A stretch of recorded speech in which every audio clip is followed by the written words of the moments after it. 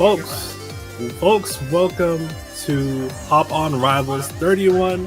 Back again with that amazing West Coast Rivals action. Of course, I'm Black Mar here with Shadow, and dude, it's been a lot going on since we last hop on. You feel me? Between Collision and a very big patch happening, it's pretty turbulent right now. You feel me? And a lot of changes have been happening recently. So, that would be Discord being too loud. 1 second, bit of a thing there.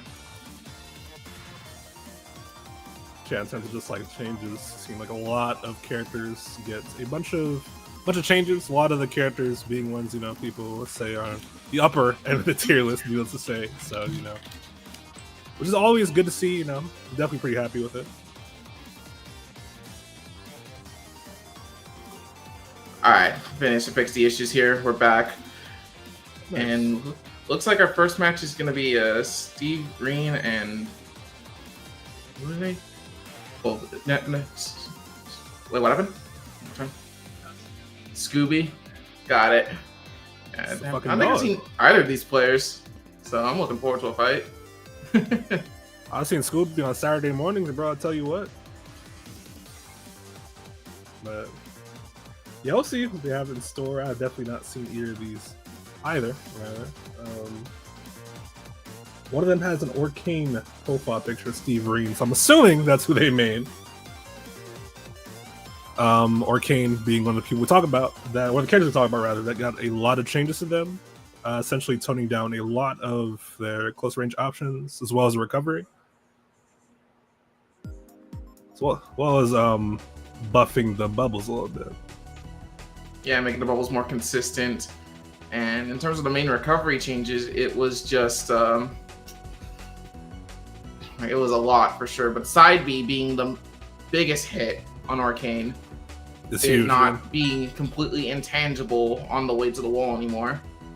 Although in exchange, it was made a little faster. So yeah. So I do kind of like these sort of nerfs where they're not like fully fucking it up. Still there's a little silver line in there, but it's overall worse. But yeah, we said Steve Green on Arcane. Scooby looks to be on, ironically, a dog. Well, not ironically, fittingly, I guess, a dog for its burn. Personally, I thought this match could be pretty rough. Killing off the side is a little rough for Ford's burn. It's really weird to say because back here is insane, but he's just so hard to kill off the side. Still pretty true, but I mean, definitely should be easier to fight him up close to the changes, I feel like. For sure, a lot of Arcane's degenerate close range tools being kind of hit, but in Forsburn, even though maybe having a little issue killing off the side, can definitely still kill off the bottom and absolutely able to react to puddle potentially. But right now, we're getting an even amount of percent on both these players. I just got for the down air and doesn't quite land it. Not quite. That's interrupted one now though, so definitely love to see being aware of that. Missing tech chase and Steve Green still keeping up the pressure a little bit. Down throw. Gets out that down strong. The scrambles, both of them looking for the kill. Down to air. No forward strong hit though. Trying to get something going. Get the forward throw to get Scooby off stage here. Really trying to get something going. Oh, he misses the up air. But a back throw. Once again off stage. Edge guarding, not getting fooled by the clone situation, but getting kicked by that down strong though in the tech. Still not quite dead. Hitting the vape hits a little bit, that down special. Explosion online, not gonna quite do it. Sour spot. Not quite. Oh, up strong, didn't hit. You get high percents on both sides and super back and forth. Both of them still hunting for this kill. Super important. See the neutral special to aid with their recovery, extending a little bit, letting them come back, but still makes sure to block that forward there though. And again, getting hit by the explosion from the up special. Steve not having any chance to get the kill, but finally lands that kill with forward throw. Yeah, a couple of mistakes through edge guarding in terms of just not really accounting for where the up B will go, not being ready prepared for it. But still does get the kill. 150 though, definitely imagine this will be down strong, over the line towards the burn, getting that kill. Still pretty even. Just like despite Orcane's propensity to rack up percent, oh, well, as I say it, already 65% on Scooby here. Really just getting right out of these options right now. Waiting for potential for, nope, nothing. Down strong gonna miss. Be a little bit, oh, no. I like how Steve kind of playing this dude. I was about to say that. Special getup, but definitely playing it offensively, but still just like careful. The offense getting the whiff punish with that 4-strong there is pretty clean. Steve Reen, you know, slowing the neutral down a little bit, taking advantage of these whiffs that Stewart is kind of giving them. Playing the game to their benefit. Man, really just trying to like take this slow and make every hit count right now. But Scooby doing a really good job of just like avoiding all these hit interactions, which causes Steve to have to take a lot longer to actually secure a kill. Oh, but almost seeing another potential Nair edge guard there. Just playing the center stage really well, just holding it down, keeping them at this ledge, building up more and more damage, even if you're not getting the kill yet. Still snowballing further and further away in your favor. It's up right here, misses the back air though. And there's into the platform. Like Chase off it with that back air, just killed off the side. Steve Reed, look at a little dicey at the first stock, a little back and forth. They definitely pulled away as that game went on, taking the first one. Yeah, gets the clean back air. Normally a situation like that causing like maybe one hit to like miss, but no, cleans it up nicely. Yeah, definitely curious to see how Stewart will sort of like adjust to this sort of defensive play style they're hitting them with. I would definitely love to see some more clone potential mix setups, make them hit the clone too, rather. So they just get their openings a bit easier, because it feels like Steve Reen's kind of just like, okay, just playing the dash back defensive game, and just, it seems like Stewart definitely having a hard time getting in on it. Or Scooby, other names missing me. My bad. Yeah, I'm calling him Stewart. I see Stewart on the screen. Yeah, I'm just like that's what I was gonna end up doing too at this point, because like I see Scooby, on screen. Scooby, the dog, right? Anyway, going to interesting stages actually. I think the stage is really good for his burn, but the way that Steve Reen's playing, it could definitely potentially bite him. Exactly, as we mentioned before, like both these players are really just like trying to like nickel and dime each other for every hit they get, instead of just like going for like straight up conversions.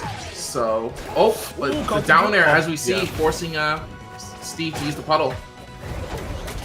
Fortunately, 4-strong that got crouch cancel, couldn't get too much off of that punish opportunity. There's a clone coming out, a little mix up, but nothing much off that hit. Punish that. Off the stage. I like the clone. Getting the explosion off. Caught it, but again, the 4-strong. Free CC, dude. Exactly, yeah. No, like, no matter what percent you are guaranteed to be able to CC that without any repercussions whatsoever. Gotta spit on him, bro. Got the down strong. They come back. Finds the right one of the clone. Another super close first stock. Scooby potentially helping to get this. Gets a little clone pop, but still hesitant to go in. Calls the clone though. Tries to lead it. Yeah, tries to read something crazy right here, but still alive. Unfortunately, not quite on the puddle, so didn't get the enhanced forward throw. Again, calls out which one's the real one, but misses the follow up. Tense first stock. Just run up down strong. What are we doing? Oh my god. Back air after the clone. We'll take it. Okay. Really trying to get something going there, but Steve, an absolute fortress, just sitting there, not taking any extra damage.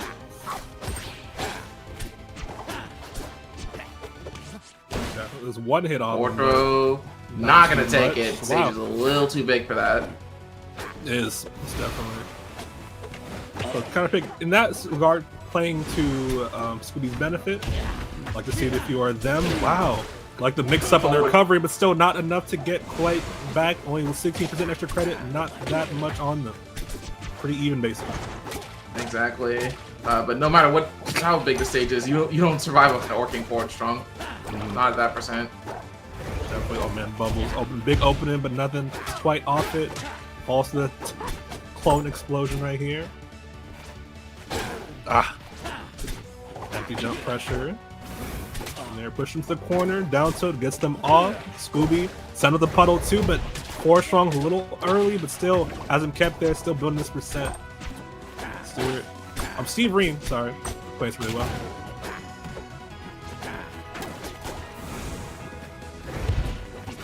So the bubble, playing around it too, creating a little threat range where it's hard to approach him from. Steve Reen, the patience, really paying off right there. He's not getting off that opening. I'm not sure what the dash back was, potentially a little error, but still, Steve Reen will punish that pretty heavily. 121 on the board. Yeah, I'm going to go for the nair out of the down tilt there. Not really getting anything out of that either, but the forward strong will do it. Dude, there have been so many forward strong with punishes with Steve Reen, dude. They're just so comfortable playing this game. Just like that, like another forward strong just being thrown out. I mean, if the move's working, why not keep doing it? That's dude. Chat, seems like Steve Reen just calling out Stewart's offensive at any point he tries to sort of build something. Up tilt, unfortunately, falls out of that. Not really continue it. Up tilt in there. Oh my god. Snowballing more and more back air. Not part of the DI, but still living. Again, big stage. One bubble butt on top of that. Tech, no tech chase. Didn't believe in it, but still pushed off the ledge. Forward strong. Snowballing more and more. Ooh, the quick pivot grab. Going for the back throw. Going for the read and barely misses. Oh my goodness. Yep. Okay. Yeah, there. Yep. Got to answer back a bit. Charging on him, but the back air will get this kill off the side. 111 though. Stewart still in this, but I don't know. Potentially, at the end of the game, they don't play this really carefully. We see him starting to right now. These back airs out, misses the tech, but no punish on that from Steve Reen. Oh, another forward strong attempt. Dude. But fortunately stuffed up by Scooby's dash attack over here. Like throwing in more shields though could be potentially too little too late. But still being more careful in the mid range. I do like to see that from Stewart though. The adaptation is coming out even if it's a 136 in the last stop. Never say never, dude. Maybe you can say never now. You can say never now. My bad. My bad. I'm tripping. You forgot the forward strong exists.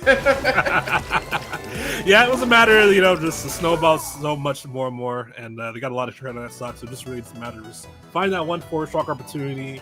Steve Reen, of course, we saw being immaculate again, those super high hit rate. He might have aimbot on that joint. Who knows? But still, moving on to the winner's side of the bracket. A lot of matches going on. Oh, why they got Darai and No Thigh playing already, bro? That makes me sad. Come on. Oh my god. The SoCal team kill already, man. Yeah. That's the inevitability when it comes to bracket. You can't really prevent a team kill. Yeah. But definitely super talented players in the building, or the virtual building, I guess. Got Seelder entering. Excuse me. No Thigh, Darai, one Outcast, Bullets. I'm expecting to go far. Soft Step as well. A lot of talent. Capel as well. And definitely a very stacked bracket for sure. Yeah. A little sad not seeing Sophie. I wanted to talk more about the third place in the collision run. It was really good from her. For sure, Sophie has always been on fire. Had a bit of a little bit of a rut a few weeks back, but seems to have found her footing again. In the third place, it's a pretty snack time to get that shot too. I know. Let me see. I remember them having some good wins. Let me double check that. Oh wait. It's up next we got Gengu and Outcast. Hell yeah, dude. Love watching Outcast play with the Crags. Definitely is very setup heavy a lot of time in terms of just the B stuff as well. Just having some really cool reads and combos a lot of time. So it's always great.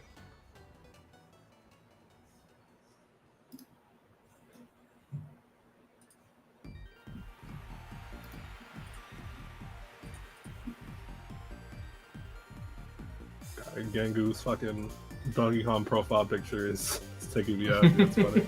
It's great. It's a donkey pog, bro.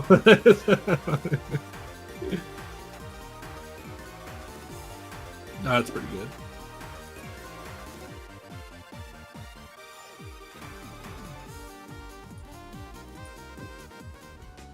Chat, who does Gangu play? Do you know? I don't actually know. If anyone wants to... Oh, wait. It looks like we're getting a Crag ditto? Oh, hey, Rockman. That's a fun one. Yeah, no, this ditto can be really chaotic, especially depending on, different playstyles because every Crag plays differently. There's not going to be a single Facts. repetitive playstyle from any Crag main, which honestly is a testament to just how well-designed Crag is. Big agreement. It's definitely really cool. We got people who like err more on the side of throwing out the rocks, kind of like a slower playstyle with that. Yeah, others that like a super command grab, super read heavy. Others that kind of playing like a sort of bruiser. Other people playing all around, dude. So he's got stuff like if there's a playstyle you like, he probably has it. You know. Mm-hmm. He has some spades, man.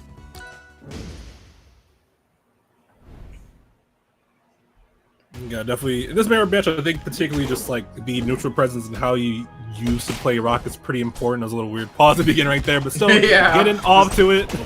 Sizing each other up right now, but Outcast saying, "Nah, I'm just gonna do my own thing. Just set this rock up." Facts. But yeah, as I was saying earlier, bro, the rock usage super important in this mirror match. Getting that control of the rock game super important in this mirror. See them kind of tapping the board on both sides. One Outcast is more successful right now, though. And didn't quite get the fourth up air. Not gonna secure the kill, but already 131% on Gengu right now. Outcast in a really comfortable position, but eats the third hit of down special and is now off stage, almost even up percent right now. Thanks, man. Oh, he tries to go for the down strong, but Outcast immediately entering back with the neutral get up attack.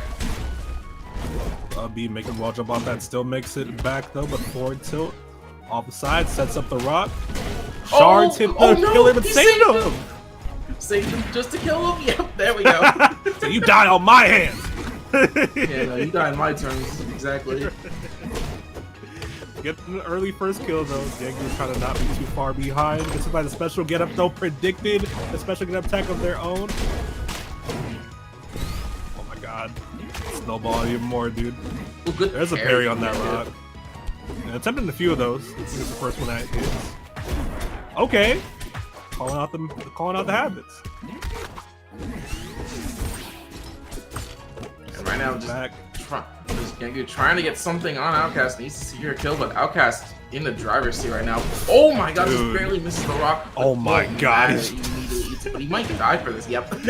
Hey man, we take that trade, bro. So. I was just like, oh, he's gonna go all in. I'm well too aware of Outcast's playstyle. He loves going for all that stuff. Right. Again, the parries have been nice from Gengu though, but the momentum still. Mostly on the Outcast side, is definitely an opportunity to take this kill potentially though. Sets up. Oh, that might actually be. Yeah. Dude. Okay. Yeah, just put him in jail. There's not much you can do there. Yeah, dude. Fucking. Yeah, his usage of just like his tools are just so cool, man. These setups with the up B combined with the rock. Always a pleasure to see from one Outcast. Yeah, it just feels like one Outcast kind of just had the momentum on his side of the whole thing. Kind of just like showed the early rock war we saw that he kind of like had it like that, you feel me? And kind of like forced them to change how they played a little bit. There it is, the Crag special. It's so funny. Anyway, going to brain not working. Sorry. Fire Capital. I don't know. I forgot that. Yeah, but yeah, go to Fire Capital on this one. On the rocks though, and you're getting a pretty good early start though. Love the little weight right there, hanging back, mixing up the rock throw too. Oh my god, catching on to how much Gengu likes to parry that. Got the little soft toss in there to mix them up. Pays off dividends, taking that first stock. I love it. Yeah, no, Outcast is already in Gengu's mind right now. He said, nah, this is how you're gonna play. I'm gonna play my way, and you're not gonna have a chance anymore. It's over. He's in his head. Oh, Gengu answering back with some up airs. Misses the third one, though. Yeah. Punish game definitely caught out the down special too. Got a little greedy on that one. Back throw as well. Now you're off stage.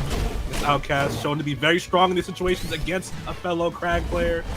Throwing up more of her set. Oh my god, the setups, bro. It's like a Rube Goldberg. Oh.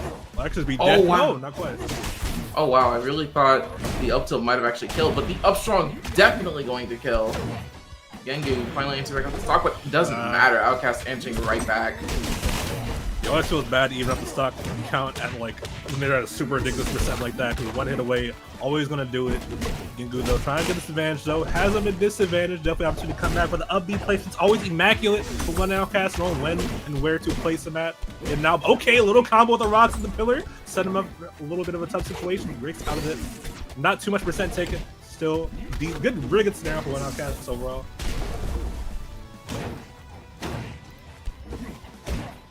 And right now, Outcast trying to get this landing on stage. He gets the combo.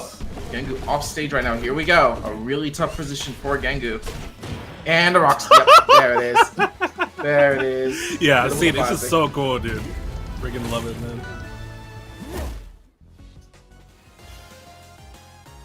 But yeah, dude. Outcast the set play on just the rock stuff and the pillar stuff. Always super, super impressive to see. Gengu very strong showing, but a lot of times in neutral, I don't know, it just felt like they didn't know what to do about how just like these subs are coming from one outcast. So the pairs are working on early on, but I feel like he definitely adapted to that pretty quickly as the set went on. So good 2-0 from one outcast, fellow commentator helm. Cool to see, love it.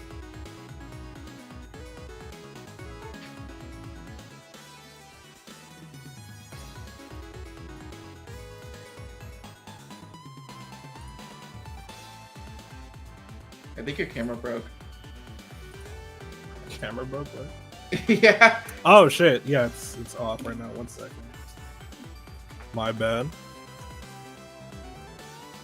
I mean, this is perfect. Hold on. Here we go.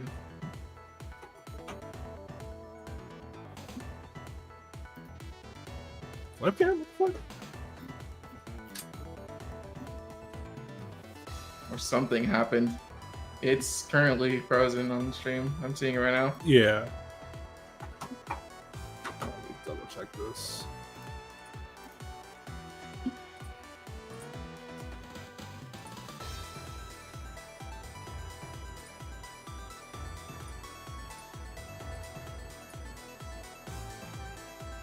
Ooh, but looks like we're gonna get a second showing of Outcast.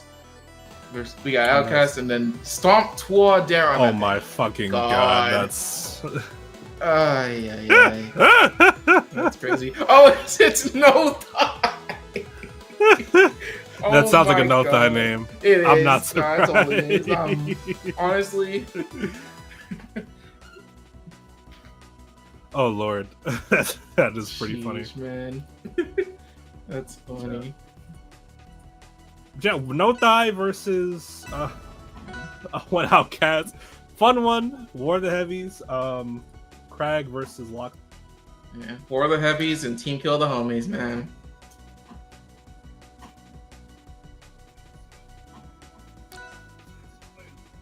Yeah.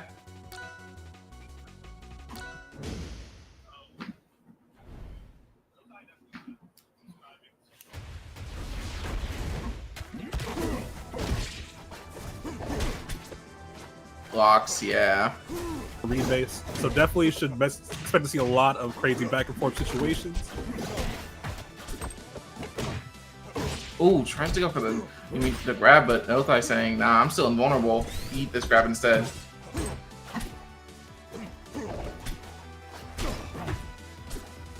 Already a lot of fast-paced action from both of these players. Really just trying to get some sort of hit. And the double up strong, yeah. Big Second damage one right not there. landing now.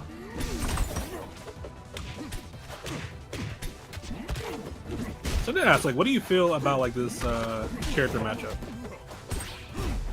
I've heard both sides say like the other wins, so it's just like it's kind of hard. It's kind of hard to like tell. Like I can see like Crag doing a lot better in this matchup than Locks, but at the same time, it's like I can't really count out Locks because of just what he can do. And already we're seeing that with the first stock taken by No Thigh, and again with these grab battles, just trying to get something. I can see a lot of them. Oh my god! Oh wow, that's a crazy set. Yeah, I feel you. I think it's just one aspect that kind of like helps Locks out. I don't think it's winning for Locks out, but having those destroys against Crag does kind of help play the neutral against them. quite a bit. Yeah, but like Anothai just constantly like aware of what Outcast wants and answering back with these parries and all these moves. Oh yeah, dude. Nothai definitely a player that likes to get in your head with the gameplay a little bit, you know. Call out what you want to do, especially like that situation right here. Get the grab, scared to shield right here. So much damage, knocks him off the stage too. Meatball set up, no momentum off that side B, but just trying to grab him constantly. I saw like 4 grabs in 2 seconds. So you don't get in my arms. Surprised no elephant tusk off the down special still alive, but maybe not for much longer as the reverse back air. Gonna get it, a little nice little stuff right here. Uh oh, here comes the down airs. Rock pressure, gonna get back on stage, but immediately getting back out there. Taking the time at the stage. Goddamn, I'm forgetting how far that special get up reaches. Missed the first grab, second one gonna be alright though. Side B catching the tech, nothing off it though, unfortunately. That was looking like a crazy setup though. Oh no, that definitely could have been a crazy setup. I think if Nothai was aware of just like the situation of, oh my god, doesn't matter. Aware of what? Aware of just the stock, I guess. Right now, always clean up his kill setups right here. You were saying earlier, dude, definitely aware of what one Outcast wants to do, playing around it very well. A lot of parries with a lot of spacing to sort of get around the traps they're doing. Really smart mental play. Exactly, like that was just a situation where you just lost no matter what. Yeah. And Nothai, exactly, lots of checkmate scenarios, and Nothai very aware of taking advantage of those. Oh yeah. Going to Aramata for this one though, a Crag classic, loves this stage. Doubly expected, wake up, get up special, getting the rock out. On hold center a little bit, pull these rocks, slow the game down a little bit, predicts the forward strong, yep. Kills! It just kills! Crazy read, but leads to a crazy lead for one Outcast right here. Punches the shards at him, already has him in the corner, pressuring from a distance with the rocks. I like the adjustments in the gameplay I'm seeing from one Outcast right now. Playing a lot more rock base. Say that though, besides the forward area and gets punched a bit for the troubles, not too much. Ooh, goes for the forward throw, jumping off the rock and immediately answering back with a dash attack saying, okay, well you thought the rock was gonna hit you with some more shards. Another forward strong. Oh my god, the fear! The fear! Oh my goodness, now you're playing different, bro. You're playing different right now. I think Outcast was just like a little bit confused with the name, so he had the debuff, but now he's just like, okay, let me lock in real quick. It's like, oh yeah, it's nothing. I got it. I'm definitely adjusting the pacing and adjusting the mix-ups entirely too. So the read they had on their things, especially the parries too. I love throwing the jab tech to like catch him off guard, keep him safe in those situations as well. Just continue racking up this damage. One Outcast, the verge of a potential 3-stock right now. It's down strong and just killed off the top. 3-stock. One Outcast answering back immaculately, dude. We just have to get to a quick game 3. No worries. Dude, dominant fashion as well, so pretty scary. Fortunately for Nothai though, it is their counter pick advantage. If they're in big bands a little rough, so it's go die, but I don't know how to feel about this. On either side, actually. I'm not sure. I can see it. Who's gonna kill early first? That's literally what the stage is. Yeah. And like, hey, Nothai likes these the messy situations, so maybe try to look for a little bit on I will say I'm a little I know Outcast likes this stage a lot. Yeah. But I'm a little concerned about taking locks here exclusively because of the platforms and just how much advantage it can give him out of his thrust. 100%, but hey, manage had matter when you win the advantage, dude. Big combo coming out from one Outcast though, taking it right back, stealing the momentum, being unfazed, forward air, still at the side, playing it very patient at this ledge, just letting you get back on stage, punch him accordingly. No kill yet, but 120 on board. We'll find something. And he will with that down special up air conversion. You gotta watch out for that down special, bro. Very parable, but if you hit it, dude, if that was high percent scope, oh yeah, you are just, it's just curtains. Facts, man, facts. First back air gets him off stage. Nothai definitely needs to make something happen. I love charging Meatball, catching him out the air. And Outcast is throwing the rock away, but Nothai hitting it back, so Outcast getting another chance to potentially use rock there, and immediately swatted away. Back throw, not gonna take it just yet. That's a big thing. Just having that rock online is always just so good for one outcast. No thigh in advantage right now. Needs to get this kill though. There's a down there. Okay. Still in this, but 66% on the board. Play the neutral a little carefully right now, potentially. Runs into rock though. Starts pulling him, but other side doesn't even matter though. One outcast closing the gap without it. Oh my god, tries to go for another forward strong. What? Oh my god, let's go first down tilt. Thanks, Trevor. Yeah. Oh, let go shield a little early right there, unfortunately. Back air is a pillar, but gets for the trouble and comboed. One outcast looking like it may be down low complete, bro. Well, right now he's got a bit of a wall to pass. Oh yeah. Nothing off the parry and invincibility too, and getting upbeat for their troubles, man. Looking rough if you are a no-thigh fan like myself. Honestly, down there, spikes them back down, continuing the pressure. Oh, yep, there it is. There's the air down special. Spike, but doesn't hit with the pillar. No-thigh able to make it back. Make it back. How much can you really do with that though? One outcast still unrelenting in the pressure. Caught the air dodge too. That's pretty crucial. Opposite for the rock though. Set it up that ledge. Actually, oh no! Wow. Doesn't get the pair out yet. Back throw won't take it just yet. Pillar active. Still able to make it back to stage though. Really just trying to get something with this pillar. The back air is gonna take it, and the stocks are even. Over that whole last platform right there on that Can't tech sleep chase. on no-thigh just yet. One good conversion could mean the end for Outcast. Yeah, Outcast really needs to secure this. Back those off the side. Rock's not gonna kill. Ain't gonna secure it yet. Up into the pillar, still alive. Get full magma on, not full magma, almost full magma on board. Definitely lead to something big if they get the hit. One outcast knows that, being pretty careful in the approach, not so overextending at all. Respecting no really just waiting for an opportunity. A lot of pressure on that shield right now. Oh yeah. Oh, raw side B. Oh no! Ends up going first and ends up going for a throw instead of a hard punish. That could cost him, but never mind. Down special. Getting a little scary for Outcast at the end of that. Definitely locked in and made it hard for No-Thigh getting conversions going.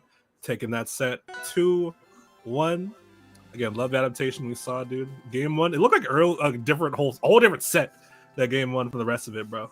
Exactly. Like it was just like I still think that's my working theory. Like just Outcast was just so surprised by the name.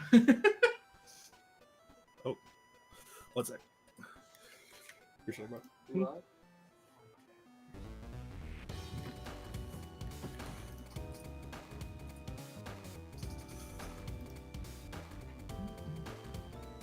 Ooh, my bad. Yeah, dude. Super good play. Definitely expect to see more No-Thigh potentially later. Definitely a very solid player. Let's see who's looking up next.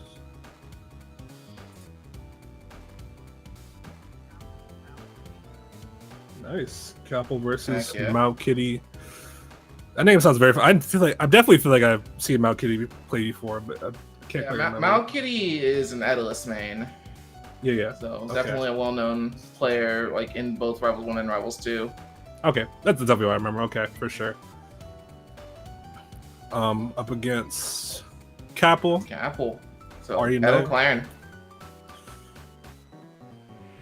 Oh, excuse me. Sorry. How do you feel this matchup though? This is another one where I feel like a lot of people were just like scared on both ends because like Claren is just like very prone to Edilus's edge guards and moves. Yeah. But like at the same time, Eda is a big boy, and big boys are massively prone to Claren's everything. So yeah, it's interesting. I feel like this matchup kind of like, at least when I see it, often boils down to like the Claren will get the biggest advantage state ever, and like the Edilus will just rob them. And, exactly. Like Edilus is the king of robbery. So yeah, facts, dude. Definitely big part of that character for sure. But definitely just has to be careful a lot of the time. Except that the kills will come a little slower against him. Not overextending, but yeah, I mean, of course, Edilus though, punch game is also incredibly strong on Claren as well if they get the hit. Of course, being Claren, being a fast follower as well. But I think the difference is just neutral. It can be like, in my opinion, I feel like it can be a little hard for him to like get things going against a character like Claren.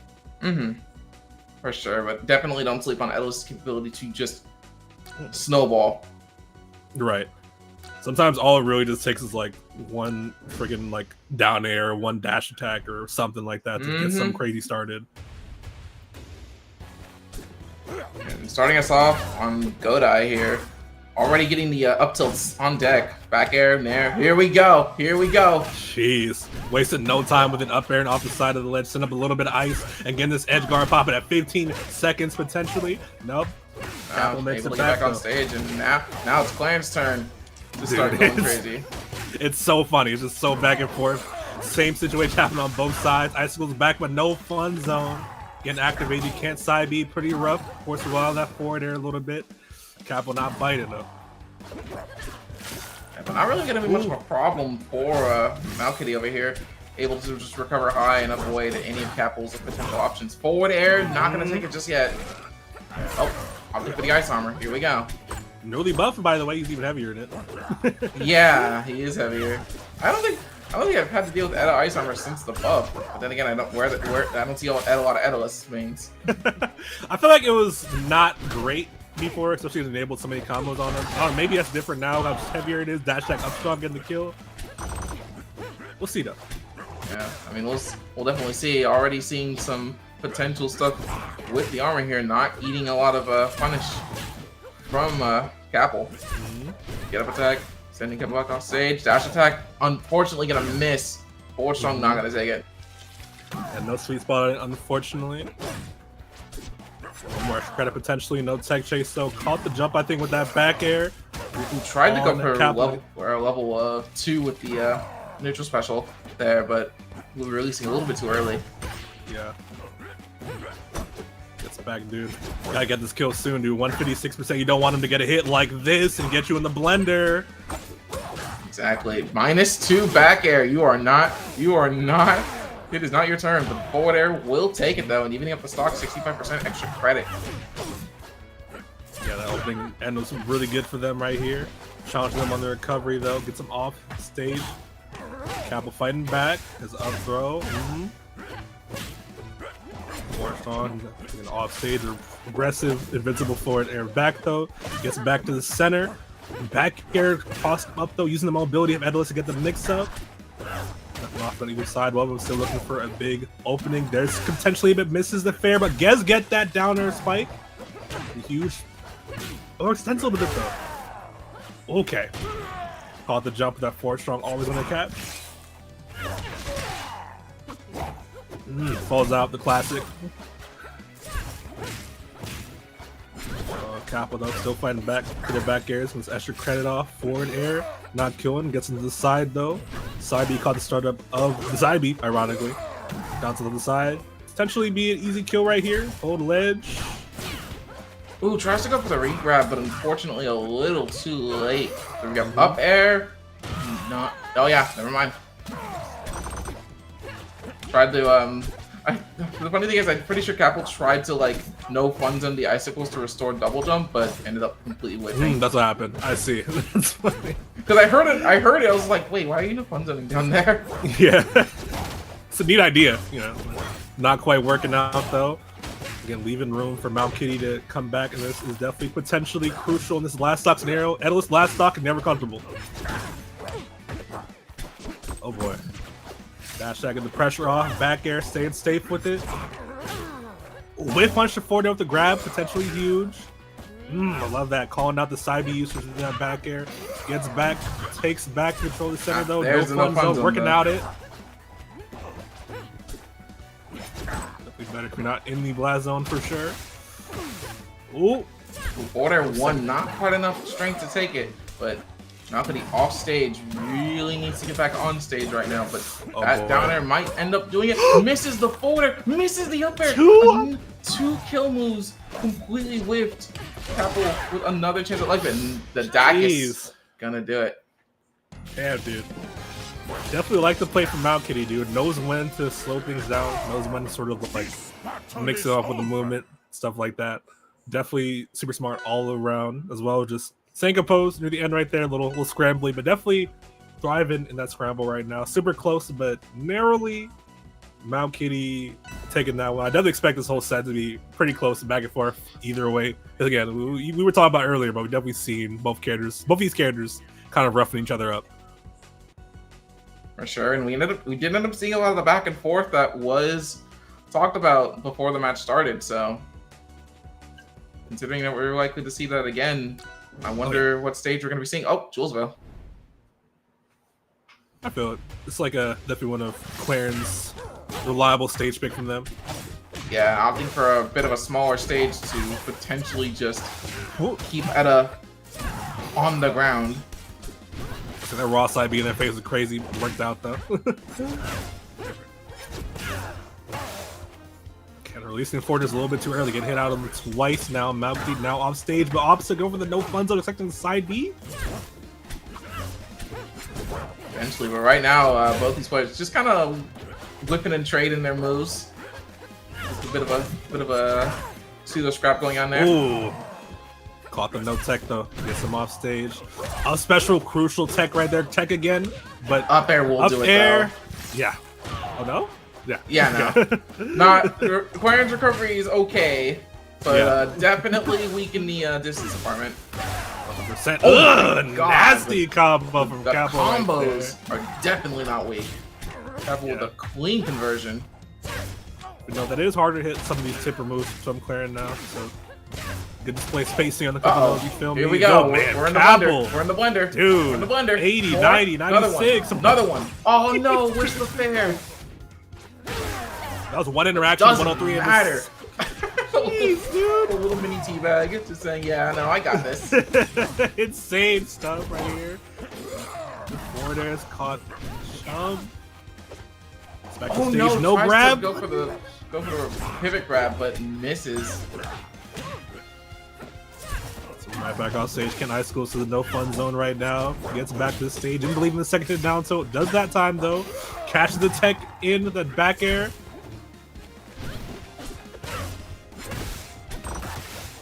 Back to the stage though. Having a little bit of a hard time trying to land any move, but finally get something and still not really gonna get conversion off stage. That'll do it. I definitely love this. I kind of just definitely respect how much Mount Kitty just like hesitant to pull the trigger, waiting for the perfect moment, just go fast stuff like that. Down air up tilt, hit forward air. Man, mad damage right now.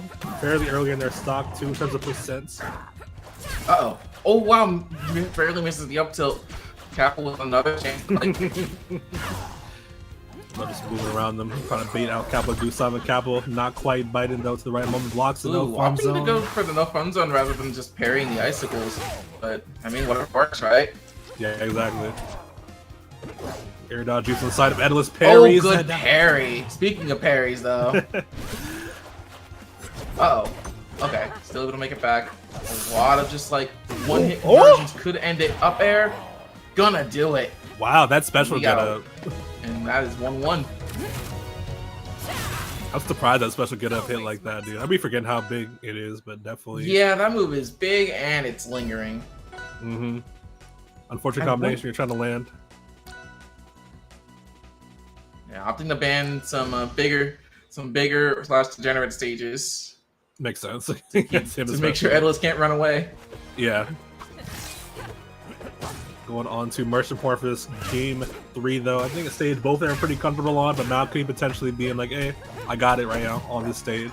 Barely missing the up tilt on the platform, giving Mount Kitty a chance to fight back here and fight back. Fight back they are. Dude, every time they get an opening, it seems like they're taking so much off it, though. Down air, caught. Again, just no fun zones the side B, saying, no, you don't get a free combo out of this. I'm out of this. Yeah, definitely important to use that sometimes against him for sure. Icicles can be a hassle off stage. This could be a problem. Air dodge as well can definitely be a problem for sure. Tipper in there, but no tip on that forward air though. Okay, able to land on stage with just the minor punishment of up tilt. Oh, that was match. Yep, oh man! Again, the bear jump scare there. Exactly, bro. 4%. Cowboy Back trying to execute the rest of this stock. Yeah.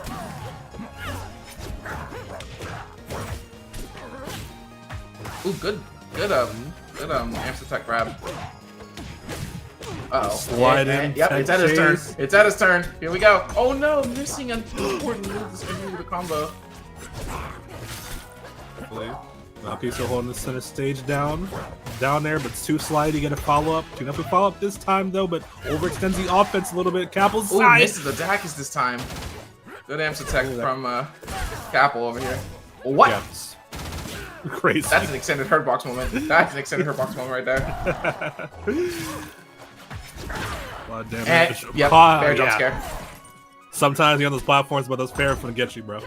Our ice armor is online too, so probably not gonna be seeing it go away for a little while. But who knows? Capple, definitely gonna be forcing it off with the recovery. Yep. No more fun. Yeah. Running out of space to do up specials, but doesn't matter. Still able to make it back. That may have been nerfed, but it's still really good. Oh yeah. Uh-oh, up tilts.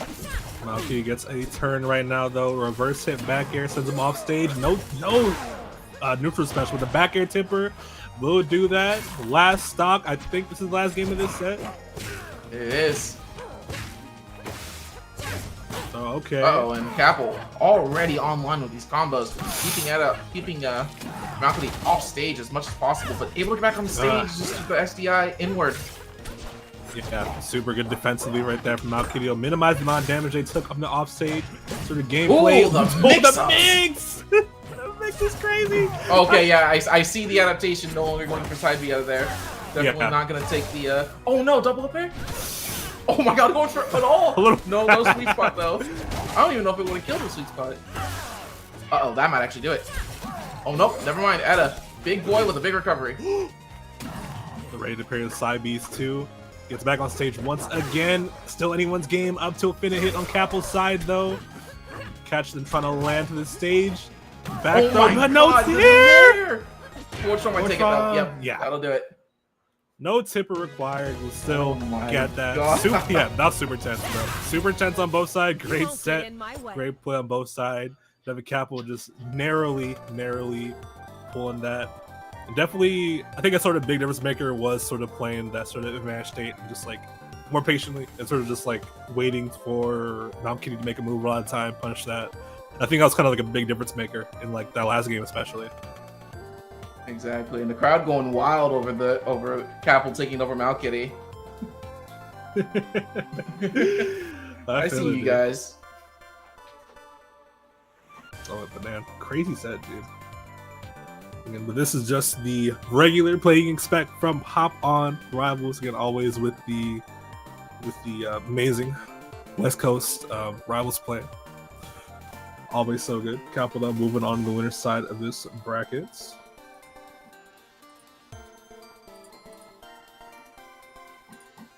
Let's see how the rest of this bracket is going on Start GG. Yeah, it looks like next set is going to be Seelder and Mustard. So we get our first taste of Fleet Locks. Nice. Yeah. This is definitely a matchup that I know personally Seelder has played a good amount. We have like a good handful of Loxodonts over in SoCal between people like St. Matt and like No Thigh, stuff like that. Definitely pretty familiar with it. St. Patrick's the Crag, sir. Brain fart, I'm sorry. Okay. Who am I thinking of? Whatever. No Thigh's here. We have other Loxodonts as well. I'm tired of that. I'm just please my grogginess, but you feel me. But yeah, no, Seelder definitely knows the matchup pretty well. He definitely plays it fairly well as well. Though No Thigh did take a match over Seelder recently, but I think their sort of record history, I think it was like 7-1 Seelder's favor now. So definitely still pretty familiar with it. Mustard definitely, from what I remember of Mustard's play, definitely plays it pretty differently from No Thigh in some ways.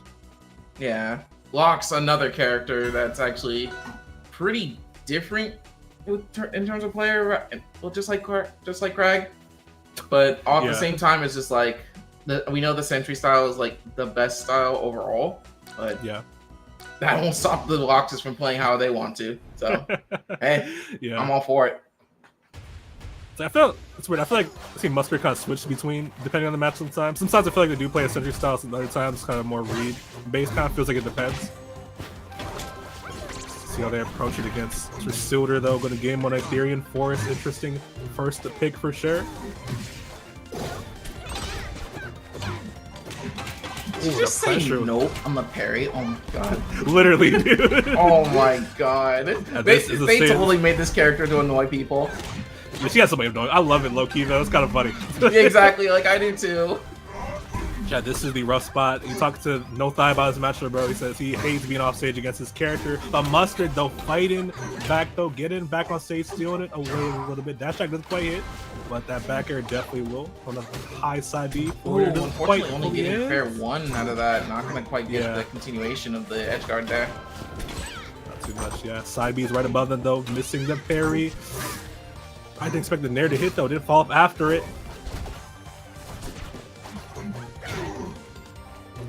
So the defensive approach from Mustard. Back and forth here. 100%. Ball hitting Seelder against the ledge. Up aired off it, though. Up strong. Wasn't ready for it. It's a side B.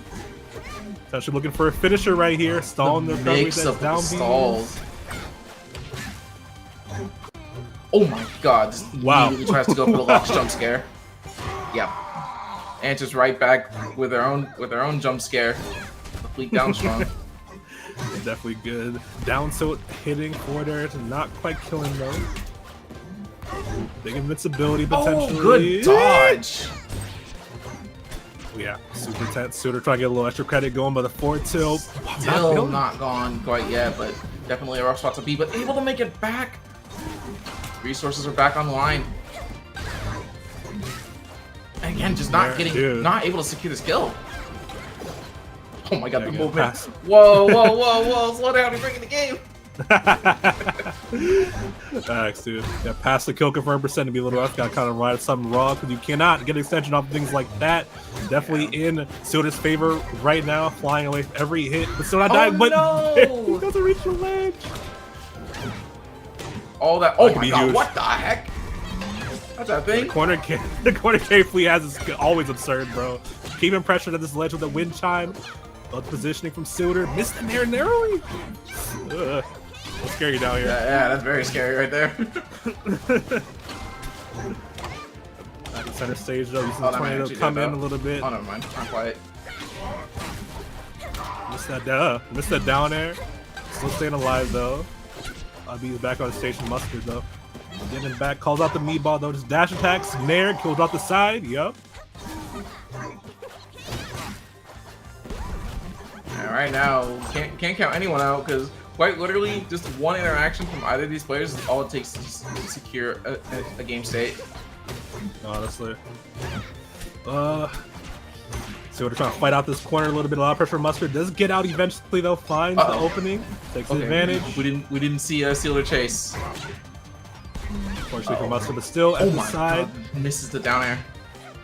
A little too much startup. A little too close to that ledge. Back air. Down air. Still has resources. Ooh, the reverse up B. Love that from Not Mustard. gonna take it. So nah, they definitely need this stock. Okay, there we go. That should be it right there. Last stock scenario, but 91% on Seelder. Definitely better position, but locks out as long as characters that can. Combo the hell out of these other characters as well. But Nair off the side, Seelder. Definitely mad he finishes edge guard right here. The down air. JV one stock right here. Seelder taking that one. Solid play overall. Definitely a lot of evolving metagaming that ledge right there from both sides of it. But you kind of really need to mix up heavily as Loxodot in order to like make this doable, which Mustard definitely is, but just like it's still so hard to just fight against just those still offstage reacts and says, "No, you're still off the stage. Try again." Yeah. Just re-rolling it essentially. Like we re-rolling this first game right here. His first play was turned out. 2 parries back to back. Ethereum Forest once again. Definitely makes sense. Mustard look pretty comfortable here. Same time though, definitely small stage. I feel like that kind of helps Seelder kind of get them off stage in their win condition more and more often. But Mustard saying, "I don't even need it right now." Solid little life lead right here for him, right here. Let's center stage down. Carry that side B as well. Seelder careful fighting back, but still gets punished for his trouble. Neutral special going off the top from Mustard. I almost thought that wasn't gonna take it because of that Same. reverse hit, but I'm they're paying off. Oh boy, no. Again, off stage against Fleet though, and Seelder at that though. Definitely extend his edge guard as much as you can. Once again, yep, another back air. This is looking really rough. Still, oh my goodness. goodness. Never mind. That's it. Yeah, that's Seelder be doing in this matchup, bro. Yeah, Fleet, one of the few characters with a very non-committal edge guard option that does numbers against locks. 100%. No big opening from Mustard though. Meatball forcing air dodge out, but nothing quite off of that. Seelder just managed to come back. Take the advantage back a little bit. There's forward air. Oh, tries to reverse hit it. Yeah. There, but unfortunately overextends a little too much. Stop them off stage though. And here we're back. Yep. Yeah. It's so rough when they get off back that to the stage, gulag with you. So rough, especially against someone like Seelder, used to get these edge guards on locks without as well. So definitely not going to miss too many of them when he's in the groove. Mustard answering back though definitely needs to get some happen, but the invincibility still lasting. Phases right to that back air. Forward throw, side beasting up that ledge. Love that. Knocks him right here we back. Go. Oh, good dodge from Mustard. Surprised it wasn't back air, just in there. Let him get out of it essentially. Probably wanted to go for a conversion out of it rather than just like a straight hit, but ended up getting a little too greedy. Side B hidden, forcing the tech out, punishing the up B on stage from the back air. Another lot stocks in error with Mustard and sizable health disadvantage though. It's in there. Pretty much the same situation we had game 1. Literally. And the exact same ender. So tough sometimes, but Seelder definitely. We call him like a bit of a flow chart player, but not a bad thing because he's always good at just flow charting his way into those win conditions, knowing when to set him up. And we just saw that in full force in that match right there. Seelder taking it 2-0 over Mustard. Yeah, very close too, honestly. Like it could have ended up going either way. Yeah, maybe the situation was a little different. Oh yeah, for a bad matchup especially, dude, Mustard played that super solidly. This is a matter of, I feel like I want to see a world where that second game happened and they didn't take them back to 8th year for us. And I feel like how small stage is and how easily it lets those offstage scenarios force it's kind of curious that Mustard opted to go there instead of like maybe a platform heavy stage. Maybe just wasn't confident in it. Yeah. I would say it's platform fighters, bro. Definitely, it sometimes kind of hurts a little bit seeing the comfort picks come out over the sort of matchup stuff, because I feel like sometimes that is important. It comes and honestly like overlooked a lot of the time, I feel like.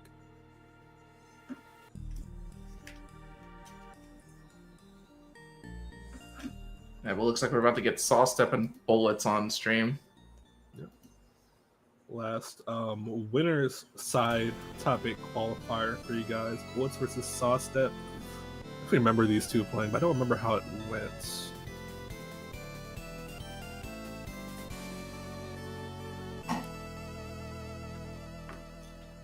I mean, I don't know the head-to-head, but I know that the matchup can be a little rough for Etta. Tell me about it.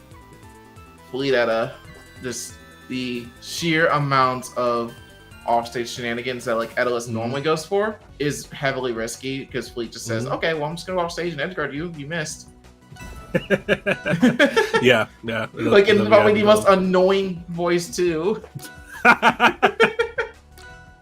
She's so fun. I love her, dude. Oh no, she's definitely fun. Definitely one of the characters I have in the back pocket.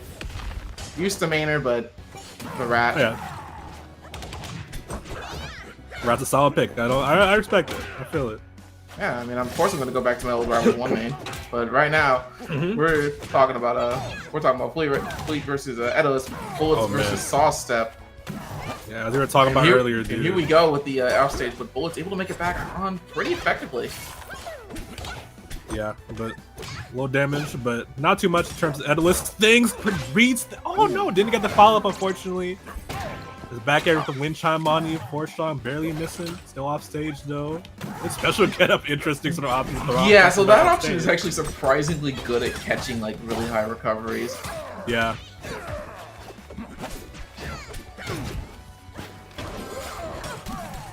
And I'm glad Fleets are using it more. Yeah, no, it's really cool to see. Uh-oh. Attack though. Not gonna take it just yet. you were talking about earlier, dude. These offstage scenarios again, pretty rough. But forwarders their way back to the stage this time. Bullets unfortunately rolled. That Call that out. That kid, jeez. Okay, yeah, kind of crazy. That did not look like it was supposed to kill. Hey man, Fleet Socks is up, bro. Numerous reasons. Oh yeah, they are. Up, bro. They've been up for a while. Every character gets nerfed. Fleet is meanwhile just sitting there. I can't stop winning. Honestly. But Bullets eat up the stock count though. Not want to be a little over too much right here. Still in the corner though against Fleet. Caught the up B once. Switching it up a little bit. Side B's. Oh, we're sending a little bit off stage though. Could be bad. Oh, I thought we were gonna see the sweet spot. Don't catch that up B. Tough. You need to get all the opens you can. Especially get soft step right here. Very solid in this Fleet right here. Up air. Yup. Side. Uh-oh, yep. Just smart, quick smart. little ledge hog. We'll take the advantage, but love the cancel. Save side B on the way down. Damn, dude. This is an onslaught off stage, bro. How you get back? Side B on ledge. Missed the ledge dash, unfortunate. Especially could potentially be a kill right here. No, not quite. If that killed, I would have been very confused. That's real. Because that angle was definitely not killing anybody. Maybe if it was like straight up. Yeah. Solid DI. Let them live longer. Bullets living longer on the stock too. Getting a little opening. Backer not hitting though. At least the reverse hit not. Just missing the actual hits that matter. Rough, yeah. The parry. Yeah, that will do it. And stock count is even. Last stock for both these players.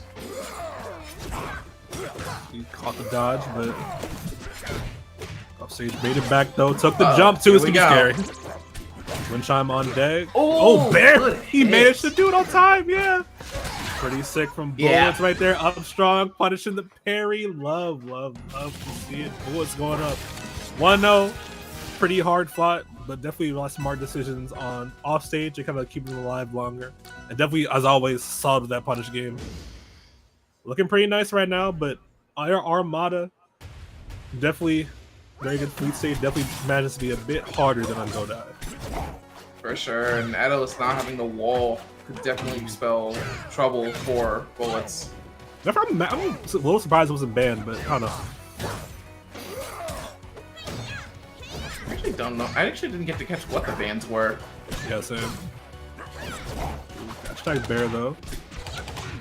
Find the way back to the stage. These forwarders are like landing really well from soft step. Push them further forward towards the corner too, dude. Backer caught them coming back to the stage. Slow fall waiting for something to happen. There's a back air once more, 125%. Wow, gets back though. He tries to go for the attack. It's a little bit too short. Up strong will do it there. Called out that angle. Easy little up strong step right here. Saw step getting that first stock. Bullets trying to answer back. Trade though mattering because does not let Bullets run over them. And now Saw step got that advantage though. I say that though. All it takes. Immediately answering back. Cleaning up the stock in swift fashion. Always keeping it close to his Bullets. Love it. Down air, turning around to keeping it safe, keeping the pressure safe, keeping them in the corner. Capitalizing. Backer missed that time. Fortunate though, because the parry came out. Ooh, good parry. Ooh. Yeah, that no biz sub PM, dude. It's so funny. Oh my god. Oh my god. That was a bit overzealous, but fortunately, still not really losing anything for it. I love the usage of back air to challenge a lot of what Sawstep's trying to like hit them with, dude. Oh my god. Really good adjustment to see from Bullets. That might actually be stock. Oh, good dodge. Never mind. Oh my god. Hot top. No finisher, but yeah, Dacus. When in doubt, Dacus it out. Facts, dude. How strong actually. There's an air. Oh no. Not quite enough strength. Oh, still alive. You can get back to the wall at this range? No, you can't. No wall.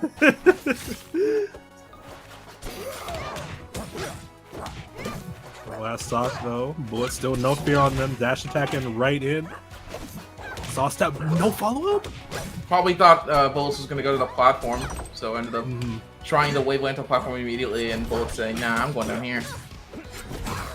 Oh my god, boy. the bear jump scare, and Damn! it works.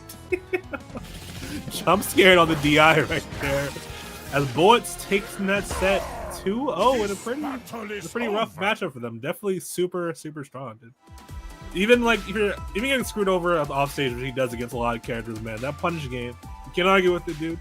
Definitely use that to just stay in contention for the match right there. Stay in, not letting the lead snowball too far at all, and definitely being patient in terms of just getting these kills. And the adaptations too. I like we said earlier, you know, the back airs to challenge a lot of these disjoints.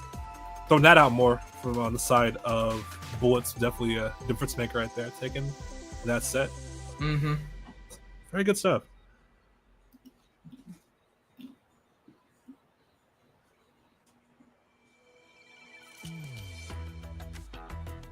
Yeah, love to see it. I think that is the last match of our block, though. It's a recap, though. The winner's side, top 8.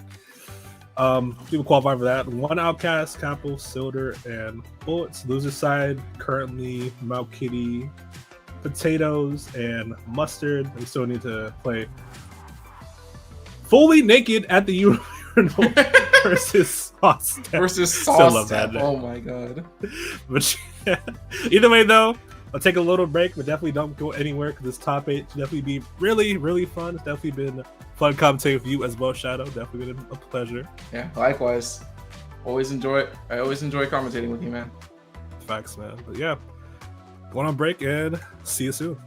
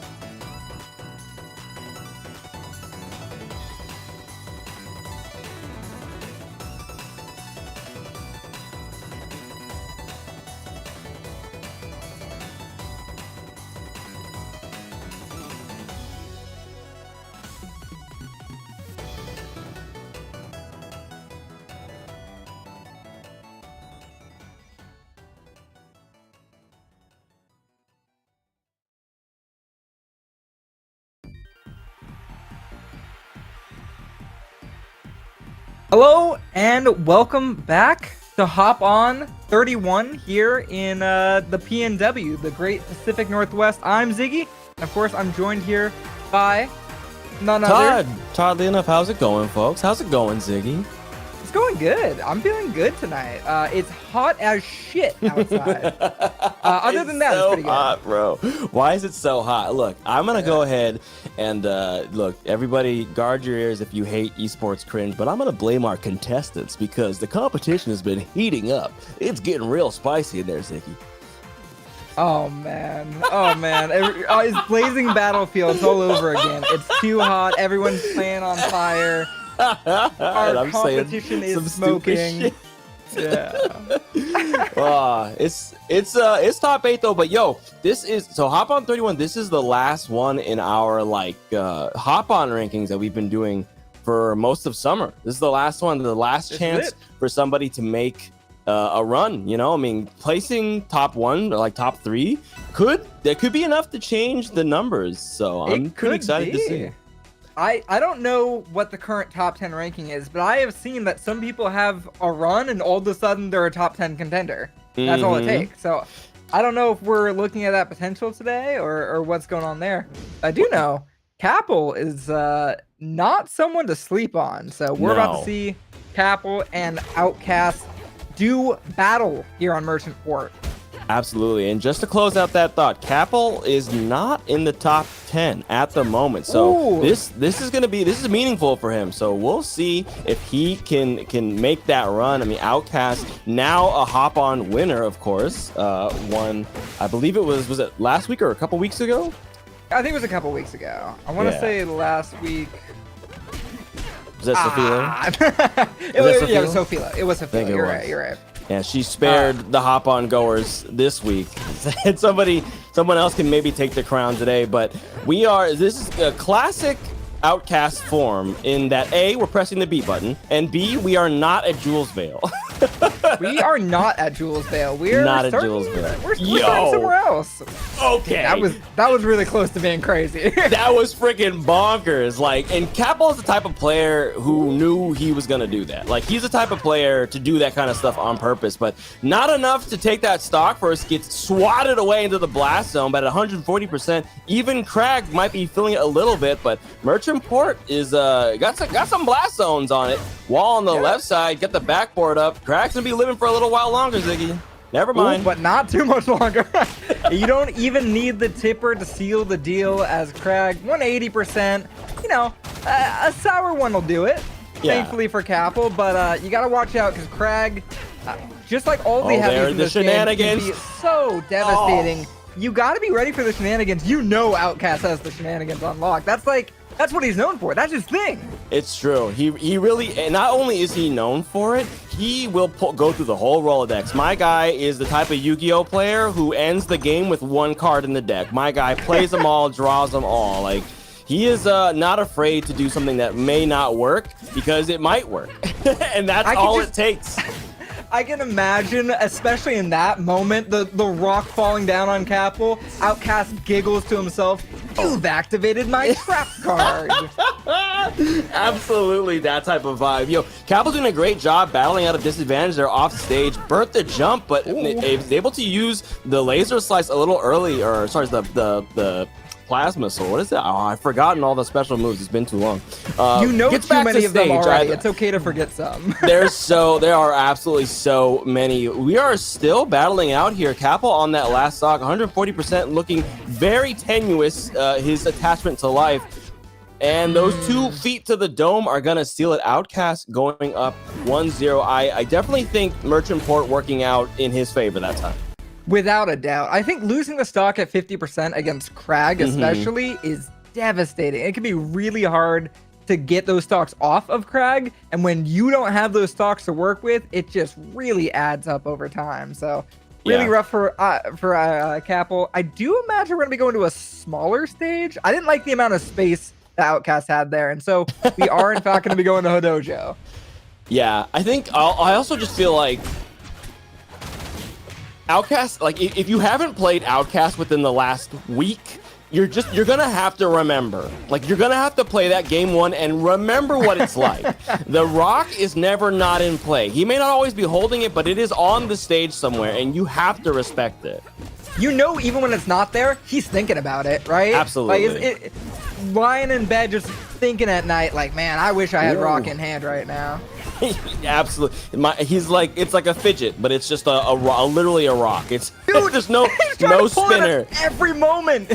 Yeah. Even right there as you're talking about it, he's like, wait, what if I get up with rock? Ooh! But instead, Capel with an absolutely stellar snipe off the right side of the stage. He was ready. I mean, it was looking pretty dire for a second there, but Capel wove through. I think it was literally off of that attempted rock pull that you were talking about that converted all the way into the death there. And, you know, Laser Slice, which that time is the correct name, is incredibly brutal off stage. And one of the things that Outcast does struggle with, by his own admission, is, you know, getting edge guarded by characters like Fleet. And Claren does have an ability to harass off stage. Not the best, but certainly better than others. But that is, you know, the NFZ, that you drop like a rock, looking like Olympia.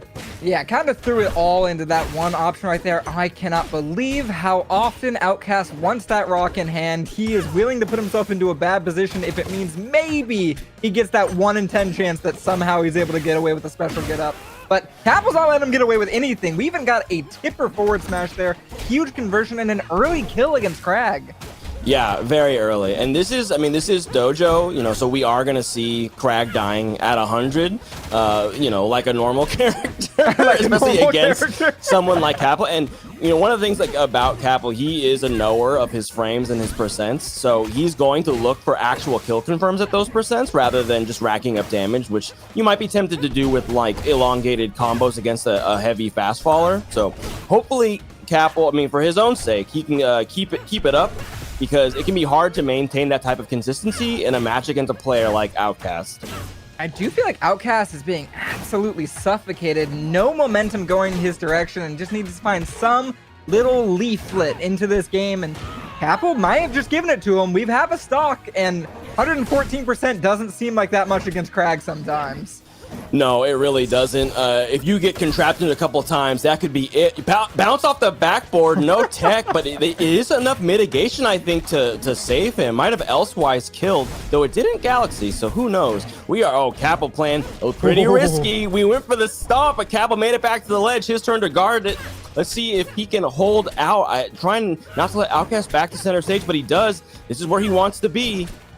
This is all about finding that balance between not playing scared and not giving Outcast any leg back into this game. And so far, I don't know, the momentum has felt pretty even, especially after a moment like, are you kidding? How are you pulling rock again? He's pulling rock. He needs, it's his emotional support rock, Ziggy. He needs it in order to play neutral. Boom! Oh. There's the big slash. Couple of back airs. Yo, we didn't nerf that move. That thing still works just fine.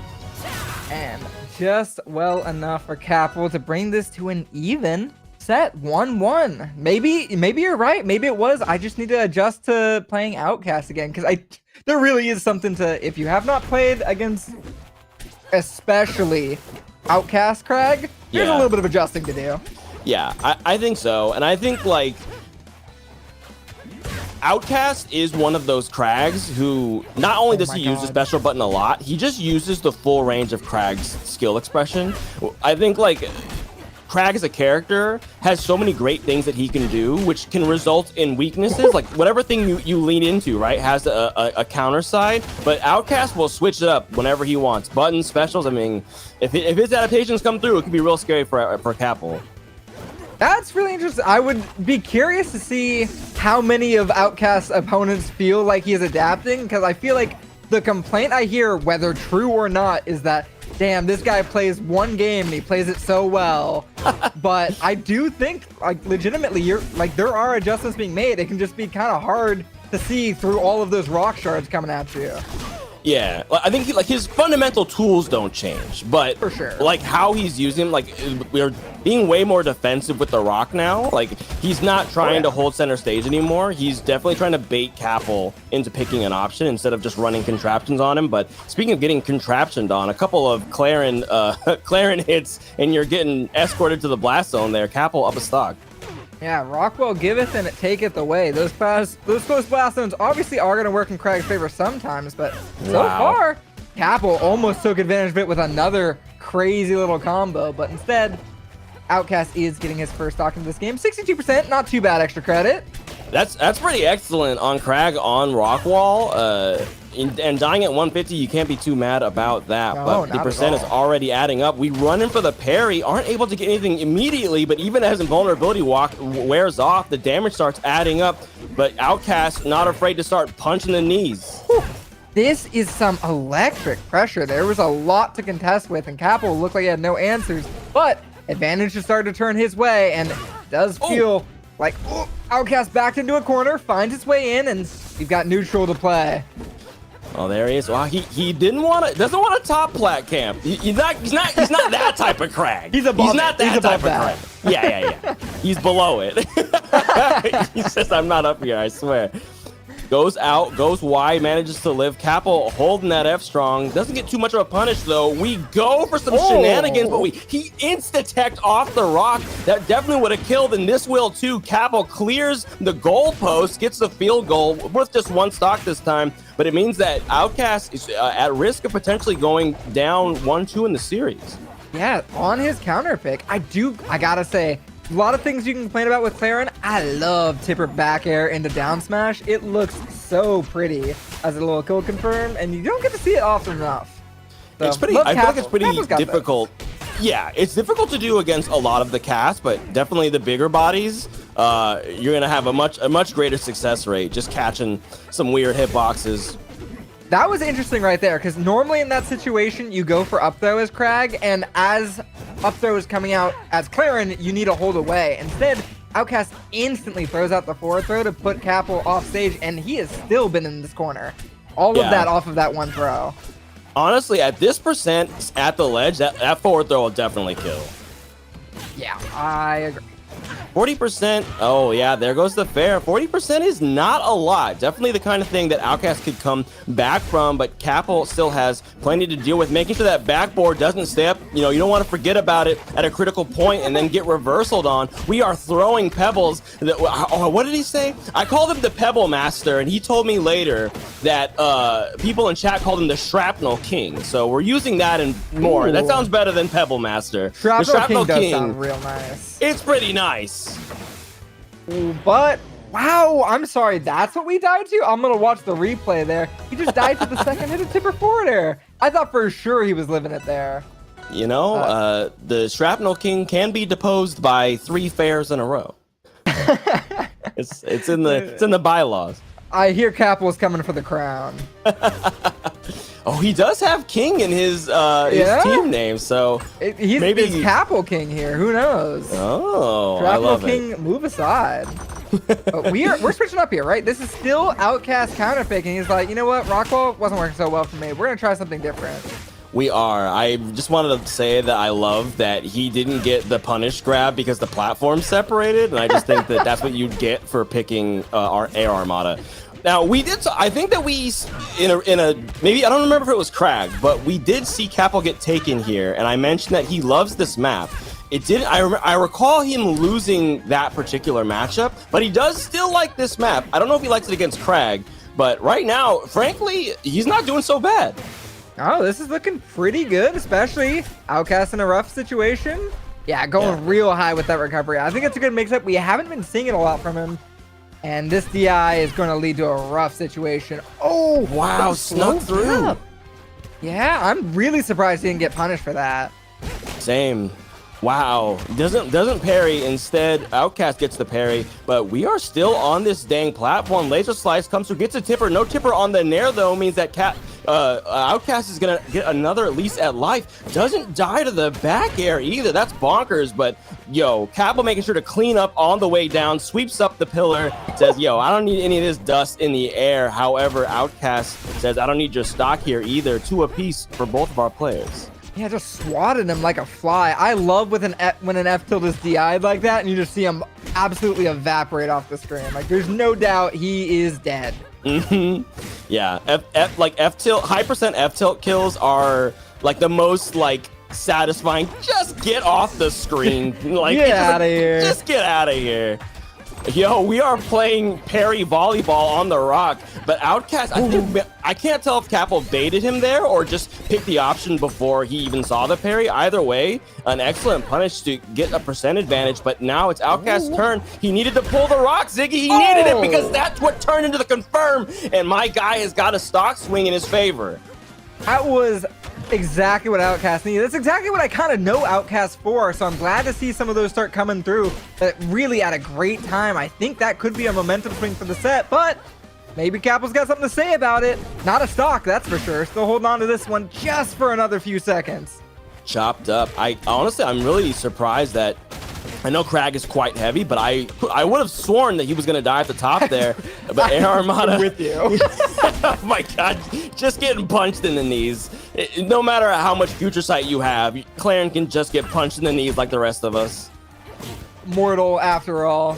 Absolutely. She bleeds. Yo, we are clocking these falling, these falling normals, all these buttons, we're doing them at the exact same tempo. Capel saying, I can see that coming a mile away. It is Crag. Yo, the rock gets sniped by the plasma echo, and we are...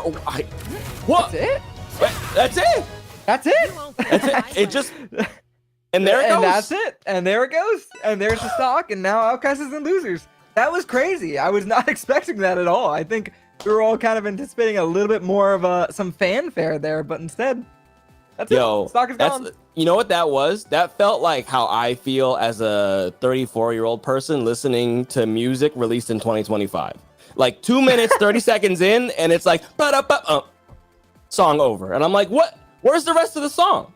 Dude, we don't have the attention span. We don't have the attention span for these songs anymore. We don't have the attention span for these long sets. Even Fleet Obza in this game, those games are like 2.5 minutes, all right? We're not having no Pac-Man, Mega Man games, okay? No, we don't have those. We're keeping it streamlined. It's great. Man, that is so impressive. But yo, GG's to Capel for just playing his game. I think he did what he wanted to do on Air Armada, and he adapted in that last game. Suddenly we're seeing parries, we're seeing callouts on the recovery, and I think that historically, at least on Hop On, that is where Outcast has been exploited, right? His coming back to ledge, like I was talking about earlier, getting edge guarded, and Capel figured out that's what he had to do. He did it. He did. Sorry, Capel actually melted my camera. It's gone now. Blah. Let's get it back. Let's get it back in there. What happened? Capel. Come on, man. Playing. Yeah, Ziggy, they're playing too hot today. The competitors they're playing too are hot. It's too hot outside. It's too hot inside. Everything is melting. I love to see it. Yo, but the bracket's still intact. Seelder and Bullets next up to the stage. This is gonna be kind of a scary one. These are two offstage demons with totally different play styles, totally different goals. Fleet versus Edalus. But I feel like this is a pretty scary matchup for whoever is in disadvantage. Like if you're in disadvantage, you're sweating. Bullets or seals. Either way. I love it. I love it. I'm with you. I get it. I'm with you. I just want you to know that, okay? I'm not leaving you out to dry. Thank you. I do think Edalus is one of the... I hate playing a good Edalus. Because I do feel like a bad Edalus is like typically really bad. But a good Edalus is frighteningly hard to play against. I do think Bullets that's the good Edalus.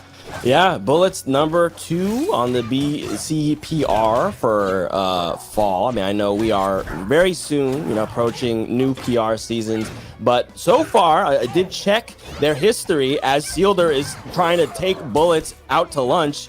Bullets is up 2 matches over Seelder, both on Hop On. So let's see if Seelder can reverse his fortune. That bear is going deep, manages to get a recovery. That fair lands, and Bullet just back on the stage and still ready to play. Yeah, we're just getting right back into it. This is where sometimes Edalus recovery is awful, but sometimes you get shocked with the options that are available to you when you're able to go out there. And man, Bullet's just eliminating that stock with ferocity. Yo, that fist is so big, Ziggy. That's a big old fist. It's huge. That fist is so large. And even after all of this, yeah, Bullets is not going to struggle to get back here much at all. Fleet obviously has some insane edge guarding, but Bullets... That might be actually, it there. Yeah, I'm immediately proved a liar as Bullets lets that up to go way too soon. Not able to make it back to where they can wall jump, and moving on to a very even game now. Maybe an extended lead here. Man, do you guys remember what the center of Godai looks like? Oh, there it is. I haven't Okay. seen it in a while. It's been a while. I just, I need like a postcard from Godai. Wish you were here. Bullets trying to get a note reminding him where he's supposed to be. But Seelder has just been taking Bullets straight off the stage. The very moment, like look at this. We're just going for a throw that sets up into an offstage situation. And both of these characters not afraid to scramble in the air. You ever air fry eggs? That's what's happening right now. Yo, the dash attack into the down strong. 2 chops. Hello. Chop it again, but yo, Seelder making it back. These two are almost at the exact same percent, Ziggy. Yeah, this is, I mean, obviously an Endless at 108 and a Fleet at 105, you know, there's a difference in survivability, but honestly, the way that Bullets died earlier kind of makes me feel like the pressure being put on by a Seelder is enough for Bullets maybe not to have that kind of heavy advantage. It's true, and this, the thing is once both of these characters reach triple digits, we're adding 30 seconds to the timer. It's just gonna be a while of stray hits going back and forth. Fleet and her balloon DI, meaning that Fair is not gonna kill across stage, but that back air will kill at the ledge. Bullets down a stock, but Seelder at 136, one good stray hit, and we could be all evened up here. That Fair doesn't miss. Expecting a jump out of shield doesn't happen, but the up tilt, you're gonna get clawed and sent to the ceiling. We are at 1 stock apiece as night falls on Godai. I think you're exactly right of just Bullets waiting for that opportunity where you press a button where you didn't actually have the time you thought you did, right? Right there, that up tilt catching any option out of shield. Really solid. Oh my goodness, the pressure is being absolutely administered right now. I cannot believe that he is making it back from this. These two are playing Tetris with half the board left. Like, this is the offstage game. Both of them have just been keeping each other at the ledge the entire time. There was a moment where one of them got a trade hit going the other way, and it's like, oh, now it's my turn to have my back against the wall. Oh wow, up tilt's gonna do it again. I gotta be honest, not that I'm an expert, but I wouldn't have expected up tilt to be such a dangerous move against the Fleet, but it's just catching Seelder's movement options, and if you can get Fleet out of any of her little dodgy, escapey shenanigans, that's definitely gonna be checkmate on her. Yeah, I definitely think the big defining factor of that killing was the fact that it was fast and there wasn't enough hit stop for it to be reactable, right? Like, Seelder was not DIing great for that, and that's just the game. That's the matchup. You got to be ready for that. It's true. Speaking of being ready for things, we are getting cut by these ice blades off stage. 2 chops again. There goes Seelder. Not even going to make it to triple digits this time on their Tempest counter pick. Yeah, this is not how you want your counter pick to start. You're hitting something big there. Oh, yo, hitting something big is Seelder. All of a sudden, 25% is looking mighty fine. Seelder said, "You haven't gotten to the end of Act 1 yet, Ziggy. Act 1's not over." Listen, we've got some falling action to get to. Almost have some falling action there, but it is Edalus, of course. Yo, we are hard reading the air dodge in. Doesn't happen and eating a lot of percent for it. Still in this offstage situation, the bounces are bouncing. 2 people doing evasive options right on top of each other. Turns into nothing, but I don't know. So, yeah, I think this is going to be a pretty tough spot for Bullets to come back from. Never mind. I was fully with you there, but just barely evading all those options from Seelder. I think these arrows are just a hair off. The back air is just a hair off, and all of it is amounting to Bullets living longer than they should on all of these edge guards. It's true, and we didn't quite get to it, but Edalus is no stranger to this map. This is a pretty great map for Edalus. Like, when those platforms, they're alternating, that gives him other options to recover when he's using that very long, very vertical up special as his stock gets cleaned up here by Seelder. So this isn't the worst map for him as he's been demonstrating so far, but now the stock lead going in Seelder's favor and the percents are adding up. I think another big thing to consider with this map, if we even have the moment to see it, as Seelder is applying so much pressure right there, Ooh. I don't think I even need to you're talk getting about sent it. out. We don't need to. We don't need You're to. We can move on. sent out. Oh my god. Dude. My point is irrelevant. Seelder was like, this is my counter pick. I know what I'm doing here. Yep. We're going to move on to game number 3. Seelder put the food back on the tray and sent it back to the cafeteria. Said, I'm not interested in this meal. Thank you. Goodbye. I don't want it. Oh, man. Okay, so we are going to Rockwall. I like the choice. Ooh, I'm sorry. Were we invincible for that? I'm not sure exactly how that worked on the wind chime. I didn't see any pop. I did miss. I've seen a couple of interactions with Windchime where things are kind of like frame perfect to be just perfectly confusing to people watching. It seems like the players knew what was happening though. What a connection! The special getup into a down tilt that turns into a kill. Excuse me? I've never seen that. Hello? That's new. Oh Going all the way across the stage, the ice making him so slippery there, and somehow that converted into a full kill and 77%. This stock should last a little while. Should last, but this is Rockwall, and those blast zones are volatile. I just wanted to point out, it's very interesting, even though I do think that Tempest is a good map for Analyst, as that stock does in fact get cleaned up. We have gone to the inverse, right? We are now on a big stage with short blast zones, right? Compared to a small stage with big blast zones. I'm maybe or Bullets just wants more stage. And it's been helping. So far, so good, but honestly, this is one of those matches where I think because the edge guards have been deciding the game as much as they have, it is impossible to tell who's going to win this game right now. This truly is as even as it gets because it's all going to be decided off the left and right side of the stage. Again, we rarely see what we're seeing right here, center stage action. Yeah. Hey guys, this is the center of the stage. I know you haven't been here in a while, but I haven't changed the furniture at all. It looks the same. Yeah. Don't forget about me. Oh you my got god, scooped! on your trip. Oh my, you know, he hasn't been representing the up air much. It's been a lot of, you know, using the frozen fling into the back airs, and Seelder, I think, was just ready for the back air, and Bullets mixed it up. Excellent job. Here goes the armor. He actually gets to keep it on the frozen fling, which I didn't realize was a change, but that's scary. Yeah, listen, man, if you ask me to explain how endless armor works, I'm just saying better luck. You're asking the wrong person. I don't think anyone understands how that move fully works.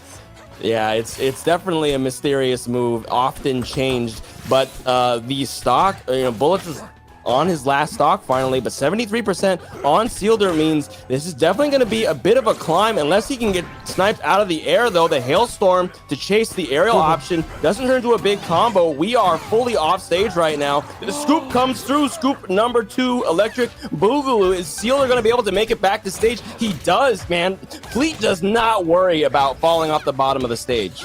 Fleet basically has infinite resources there. That was crazy. In my mind, I was like, surely it has to be dead. But no, we're B-reversing, we're wall jumping, we're floating, everything to get back. And again, the percents are not telling the full story here. This could very easily be the game. Wow. Hello? I'm astounded.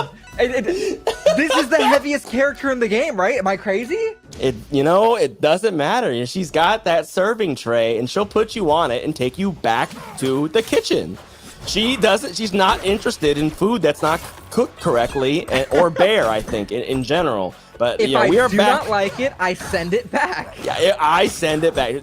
Fleet do be like that though. She's not eating anything she doesn't want. Let's just keep it a buck here. Listen, she's got the let me talk to the manager haircut. We can agree. We can be honest. Call a spade a spade.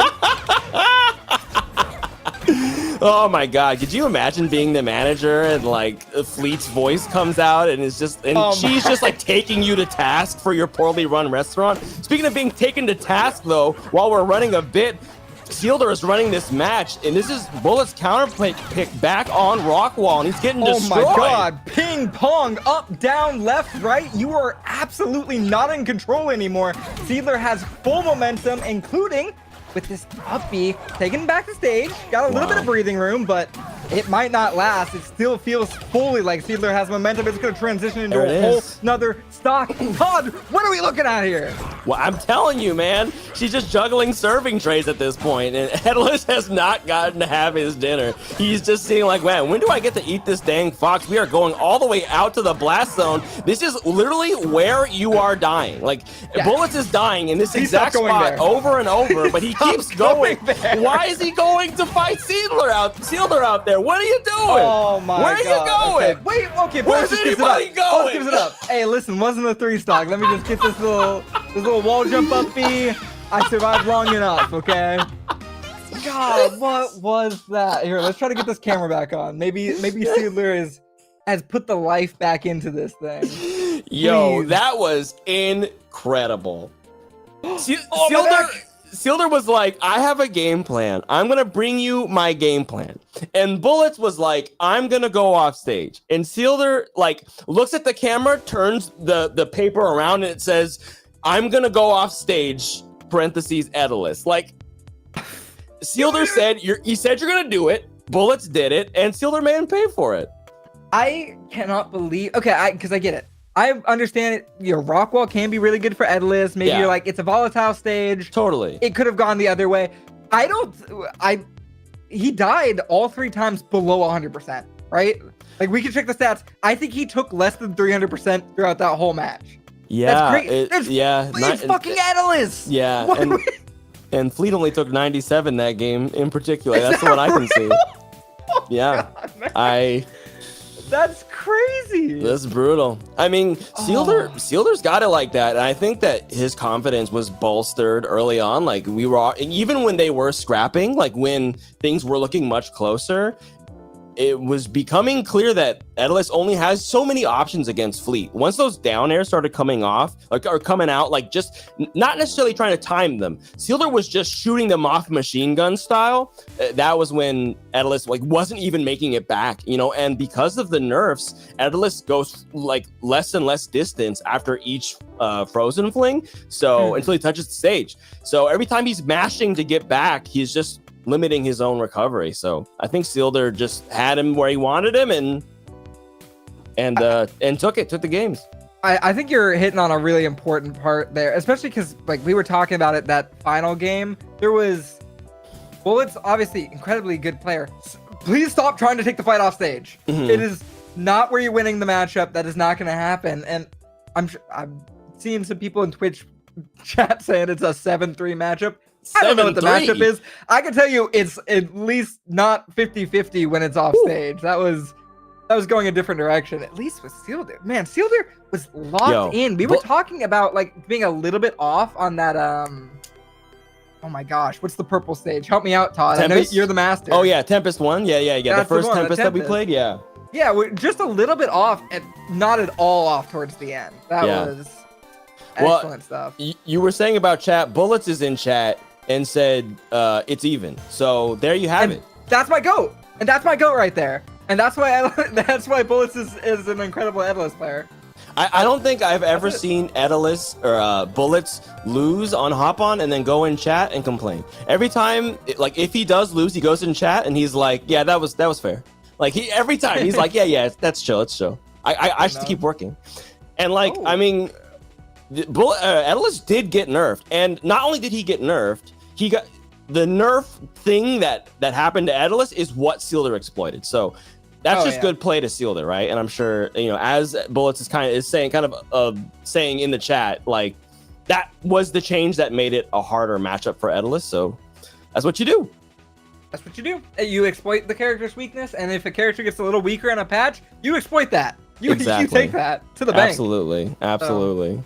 Yeah, tell me about what we're about to see. If the character, let me double check bracket for a second here, but I'm pretty sure this is real. I think we are passing Bullets back up to the stage, and Mao Kitty will be returning, which means that we are potentially going to be getting an Edalus Ditto, 2 bears in a forest. If they both yell, then do icicles fall from the sky? I think so. I think that's how that works. I think the question is, are you supposed to play dead or act big and scary? Because I don't know how that works with 2 bears. Which thing gets you out of the bear trap? Yeah, I don't know either. I do know that Mao Kitty does have an Olympia. I also feel like probably most people who play this game a lot have an Olympia. But, yeah.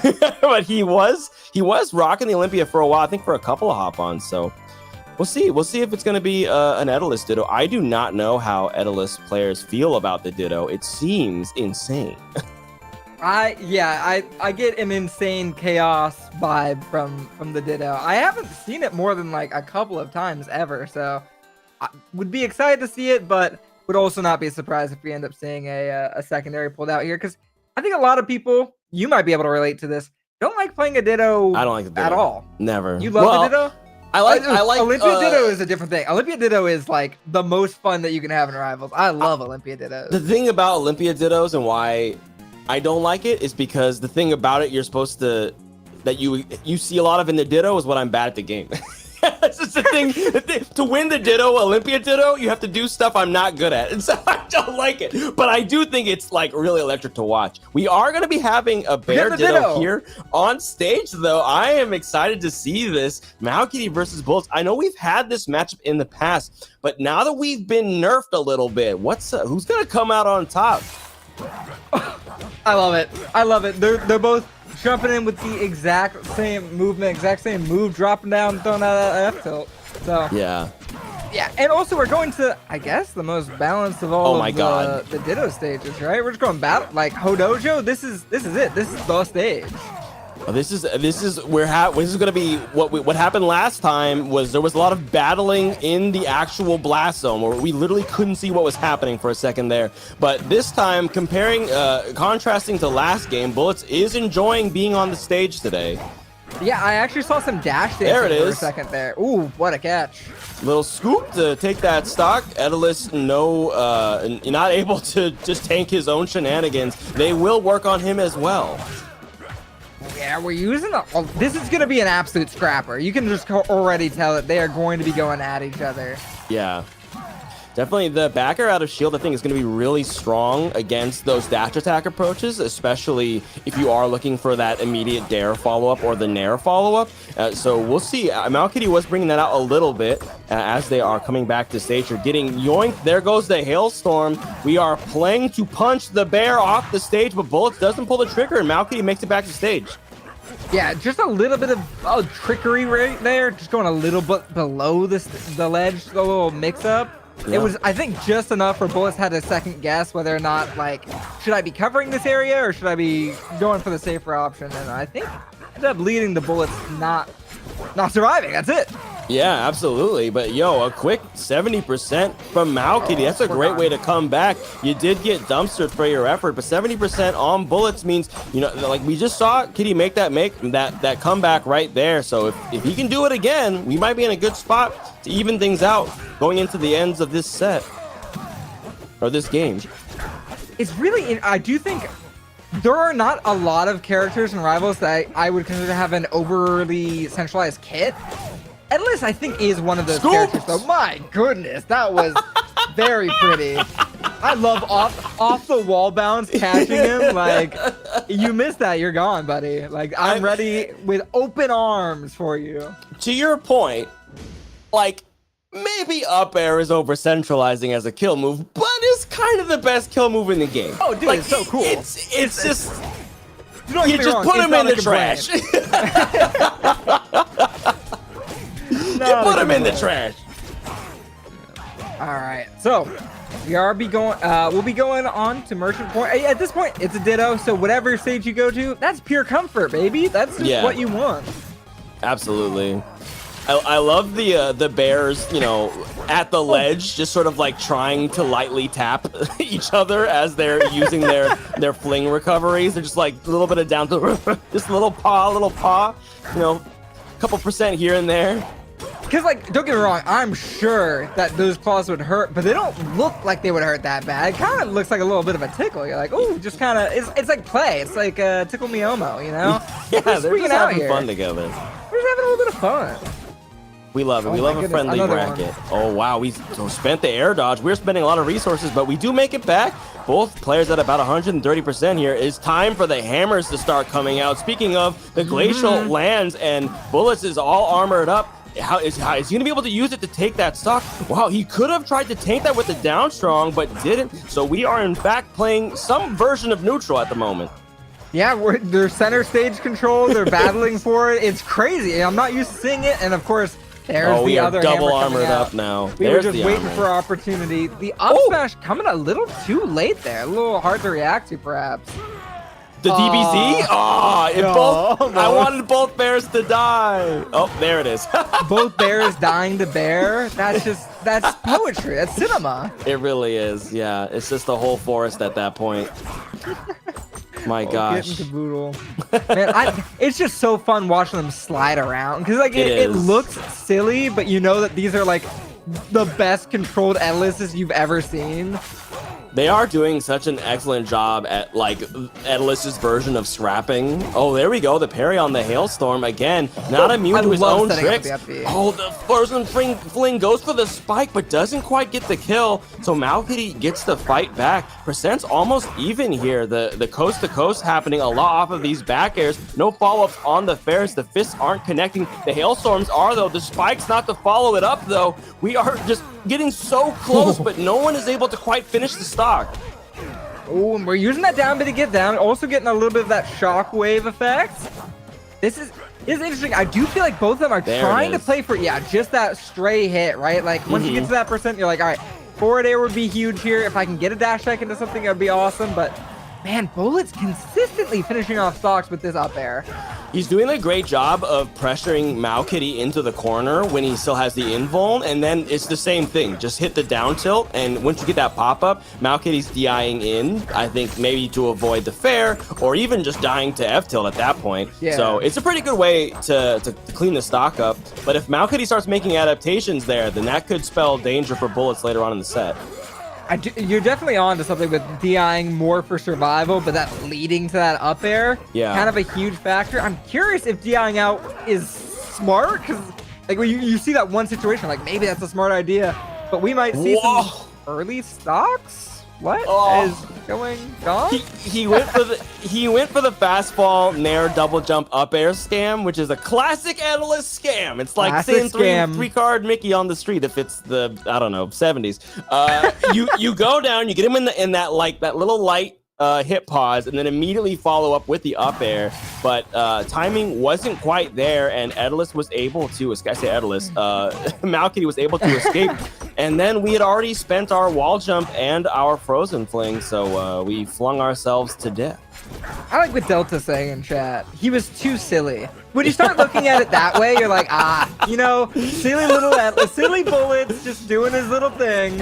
I love it. Oh my goodness, and doing his thing indeed. That was a crazy early find. Obviously not necessarily percent-wise, but we're only 20 seconds into this game. That's a big pacemaker. Absolutely. This left tower has been claimed by Bullets and wanting to make a statement. Hey, I might have tossed that last game away, but I'm not tossing the set away. But Malkity says, look, just because I'm down a stock doesn't mean that I can't do the same thing to you. This percent is climbing as we are swapping back airs and down tilts. Onto the platform, Tech Chase doesn't come through. Malkity battling upwards, but Bullets gets a chance to play. You know what I haven't been seeing a ton of this set that I'd just be curious if it's just something with a Ditto, is typically Ediluses will go for some like big down smash or Dacus reads. And I don't think I've been seeing either of them really go for that against each other. Yeah, there was like one time on Merchant Port where they both hit up strong almost like right after each other, and then we haven't seen it since. So what was that? Ooh, how did he get to that hitboxes? Hello? I got nothing for you there. I do not understand how the physics of that worked, but Malkity certainly did. That was a lot of confidence, and all of a sudden has a big leg into this game. Yeah, I'm stuck on that, man. I think if you go frame by frame on that, you're hitting the maple, huh? Like you're it's a big question mark over your head there. Ooh. This is looking like a very even game here, Todd. It could really go either way, especially on Rockware, where literally the next interaction could spell death. And there it is. There it is. The death you were talking about spelling. Bullets can spell. Just we found out. Thank you, waiter. Oh, the Hailstorm not gonna work there, but Bullets flinches anyway and gets hit by the fair. Big frozen fist to the blast zone. Look, after we saw Malkitty, oh my god, the fists are flying. He's just getting hit by all of them. It's a return. This is what happened to Malkitty at the beginning of this. Now it's Malkitty's turn, and this is when you want it to happen, at the end, when the sand is flying in the wind. Bullets finally finding some footing here and fighting back, though. Yeah, the pressure had been mounting, and it does feel like Malkitty is starting to get that back on their side. Really strong showing at the end of this game. The up air, it might be enough, but not quite. Wow, that was right there. Like really just a couple of pixels away of maybe having enough hit stun on there, but the pop-up off of the throw, we go for the down air. Yo, all game, they have been ledge guarding from the ledge. They have been staying terra firma, and that time, Bullets finally goes after him with the dare, with the call out, and takes the stock and the game to get a swing in his favor. Wow, what a call out. The ace up the sleeve, the jack just waiting to be shown there. That was really great stuff from Bullets. I think you're exactly right. But you know what I like right now is Malkitty not even a little bit deterred by that. We're going back to your counter pick. In fact, that's how confident I am that I'm going to beat you in this game. Oh my god. So far, my goodness, 20 seconds. That's a full stock, and it was full domination for Malkitty there. Yo, Tiger Edalis said, I think you want your face painted like mine. I'm gonna put a couple stripes on your face, eat these down tilt for about 30 seconds, and I'll have you all prettied up for the carnival. Bullets loses that stock with a face full of scratches. And oh, how about some more? Okay, they were seeing the DI out on the down tilt, but still the forward air is able to find it, man. These stocks are just flying. They really are. I guess the kill percent range is anywhere from like 50 to 140. Oh, and that should do it again. Down tilt leading to that forward air, the classic for Edalis, and great confidence on that Hailstorm. Like we're shutting that down, okay? I know you might have some invincibility off that Angel platform, but guess what? I have an option for that. Yo, Malkitty is playing possessed. Oh, he says, yo, remember this? But Bullets was ready for it this time. The falling nair on the return to the ledge, though, is going to go in his favor. Bullets forced to use a bit of a stepladder situation here. The Frozen Flank's looking awfully short now. We got the hammer, the parry. I don't know if he's going to be able to make it back. Nope, not nerfed quite that hard. Hailstorm back to the ledge, but doesn't pull any kind of trigger. Yo, the hold and wait. He picks him up like a little baby. Oh my god, I am the true Edalis, and then squashes him into the blast zone. There is quite literally no benefit to doing that other than mental damage. That is the only reason you would do that. He just held him in his arms, Zicky. He said, look at me, I am the real bear. Like... That was a crazy dominant game from Malkitty. Again, just the confidence to go to your opponent's counter pick is like, listen, I know you got that game, but I know it was a fluke too, all right? I'm taking you back. Crazy, I love it. But here we are, back to a neutral stage, Godai for Game 5. I mean, a very fitting place to end it. I think Edalis does love this stage. I imagine both of these players love this stage. And we aren't seeing quite as many scams right now. As I say that, the down air almost leads into a Frozen Fling murder, but it doesn't quite land. 105% on Malkitty, though. Slightly at disadvantage, but as we've seen, the percents don't always matter. A bit of a whose line is it anyway? Listen, just as you think Bullets is a changed man, you gotta understand, all Edalis players are scam artists, okay? They want one thing, and it's absolutely disgusting. It's these stocks at discount prices, on the cheap, on the low. Absolutely. Oh, but this is really... I'm honestly loving Bullets actually using the armor here. It was buffed in the most recent patch to be, I think it was like 100... It takes his weight to 180 now, which is very high. And there's a little bit more value for going for that Glacial Hammer while you don't have the guaranteed kill. Speaking of, there's the up air dumpstered into the drink. But Bullets still has his armor on. Never mind. Doesn't last. Gets killed for it. There it goes. And just like that... Speak it into existence and it will disappear. I don't know what to tell you. Yep. That was really impressive. Oh, he just lets him back on stage with a big fist, Ziggy. I might have got caught sleeping a little bit there. think it's just a lot of respect that you got to give it there. Maybe a little too much, in fact. But either way, okay, we're starting to see a couple more combos, big streams coming out from MoKitty, and this game is not even close to over. Yo, rest in peace. Anybody who's not subscribed, an ad is playing. Our apologies. Oh, no. Bad time for it.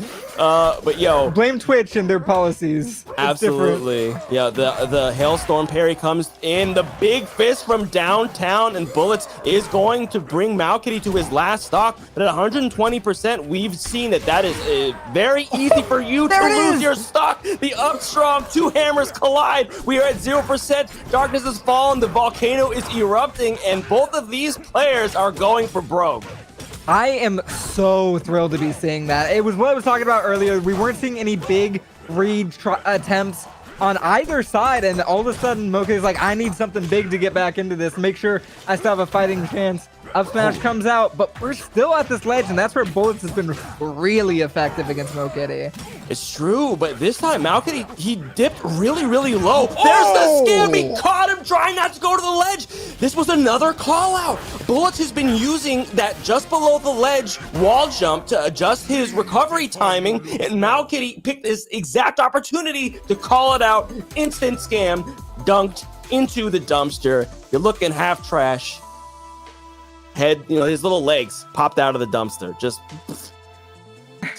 a bear in a big green bin. I trust me, I'm picturing. I'm making the little thing with my hand. I would love to be able. I need a little bit of that endless ice on this camera right now. I guess the sets are too hot, man. Is it really? Is it melted right up? It's melted. I don't know what's going on. I gotta. I need production over here. This is crazy. How about you want me to let me I'll draw you and I'll hold you up on my camera. You want me to do that? Perfect. Thank you. That's what I need right now. Here, let me just take care of this real quick. I got this. All right, don't worry about it, Lyra. We handle this. All right, let me just get rid of this guy here. Okay, I'm not gonna do this. That was an incredible set from MoKitty and Bullets. No, you're right. It was an incredible set for me. Thank you so much. Ziggy, you killed it. I earned that.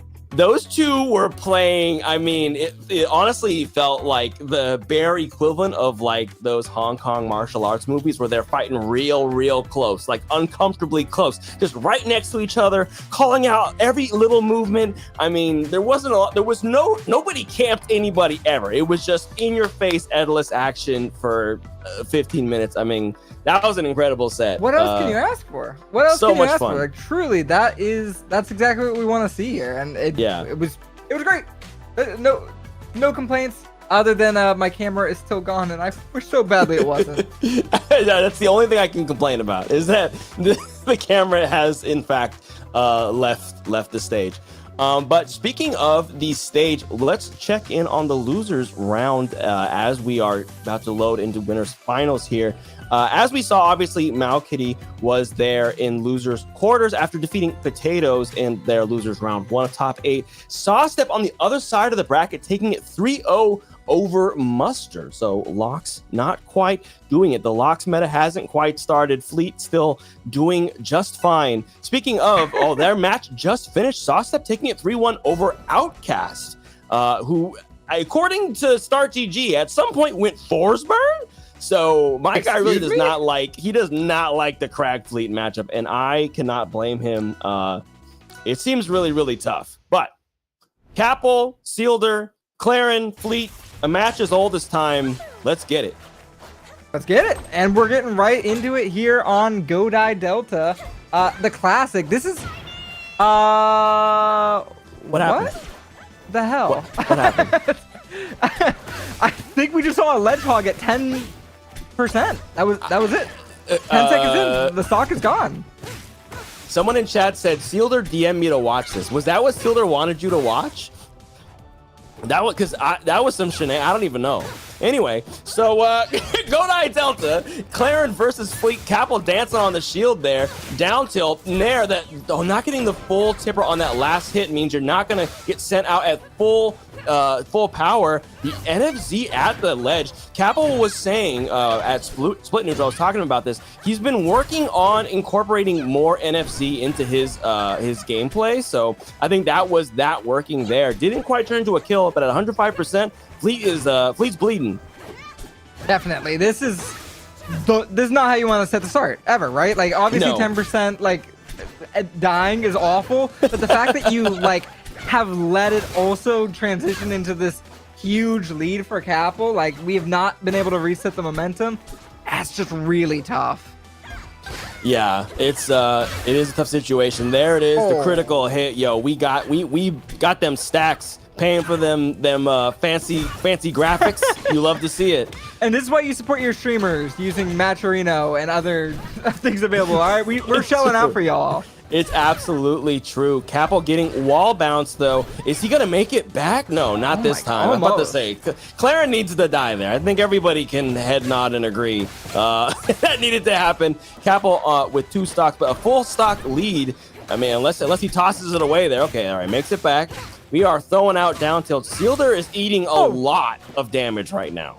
Yeah, Capo just coming back firmly, like no slowing down at all. The train has no brakes, and in fact, barely missing on the tipper forward strong, but okay, that was a little greedy with the attempt at the no fun zone, the NFZ there. Yes, Really, yeah. a little greedy, but that's okay. We love seeing some things like that. And oh my god! Your favorite. We talked about how we only see it on heavy volleys. Nope, hold on, Capo's got it on all There it is. flags, all right? We don't discriminate. Yo, Capo's got the ruler, man. He's just he knows how much distance them hitboxes go, where to get them tippers on both in both cases. Get that early kill. Love to see it. So we are going to this makes sense. Seelder is on the top platform, everybody. We are waiting it out. Hope you guys got a snack and some hydration. It might be 8 minutes, folks. I might have to go pee. Can you stall for a bit? It's okay. Listen, man, go read the New York Times for a bit or something. I got you. Yo, was it just posturing though? Seelder did get off the platform. We are underway. Each 57%. Seelder maybe thinking maybe I should go back onto that platform. I don't know.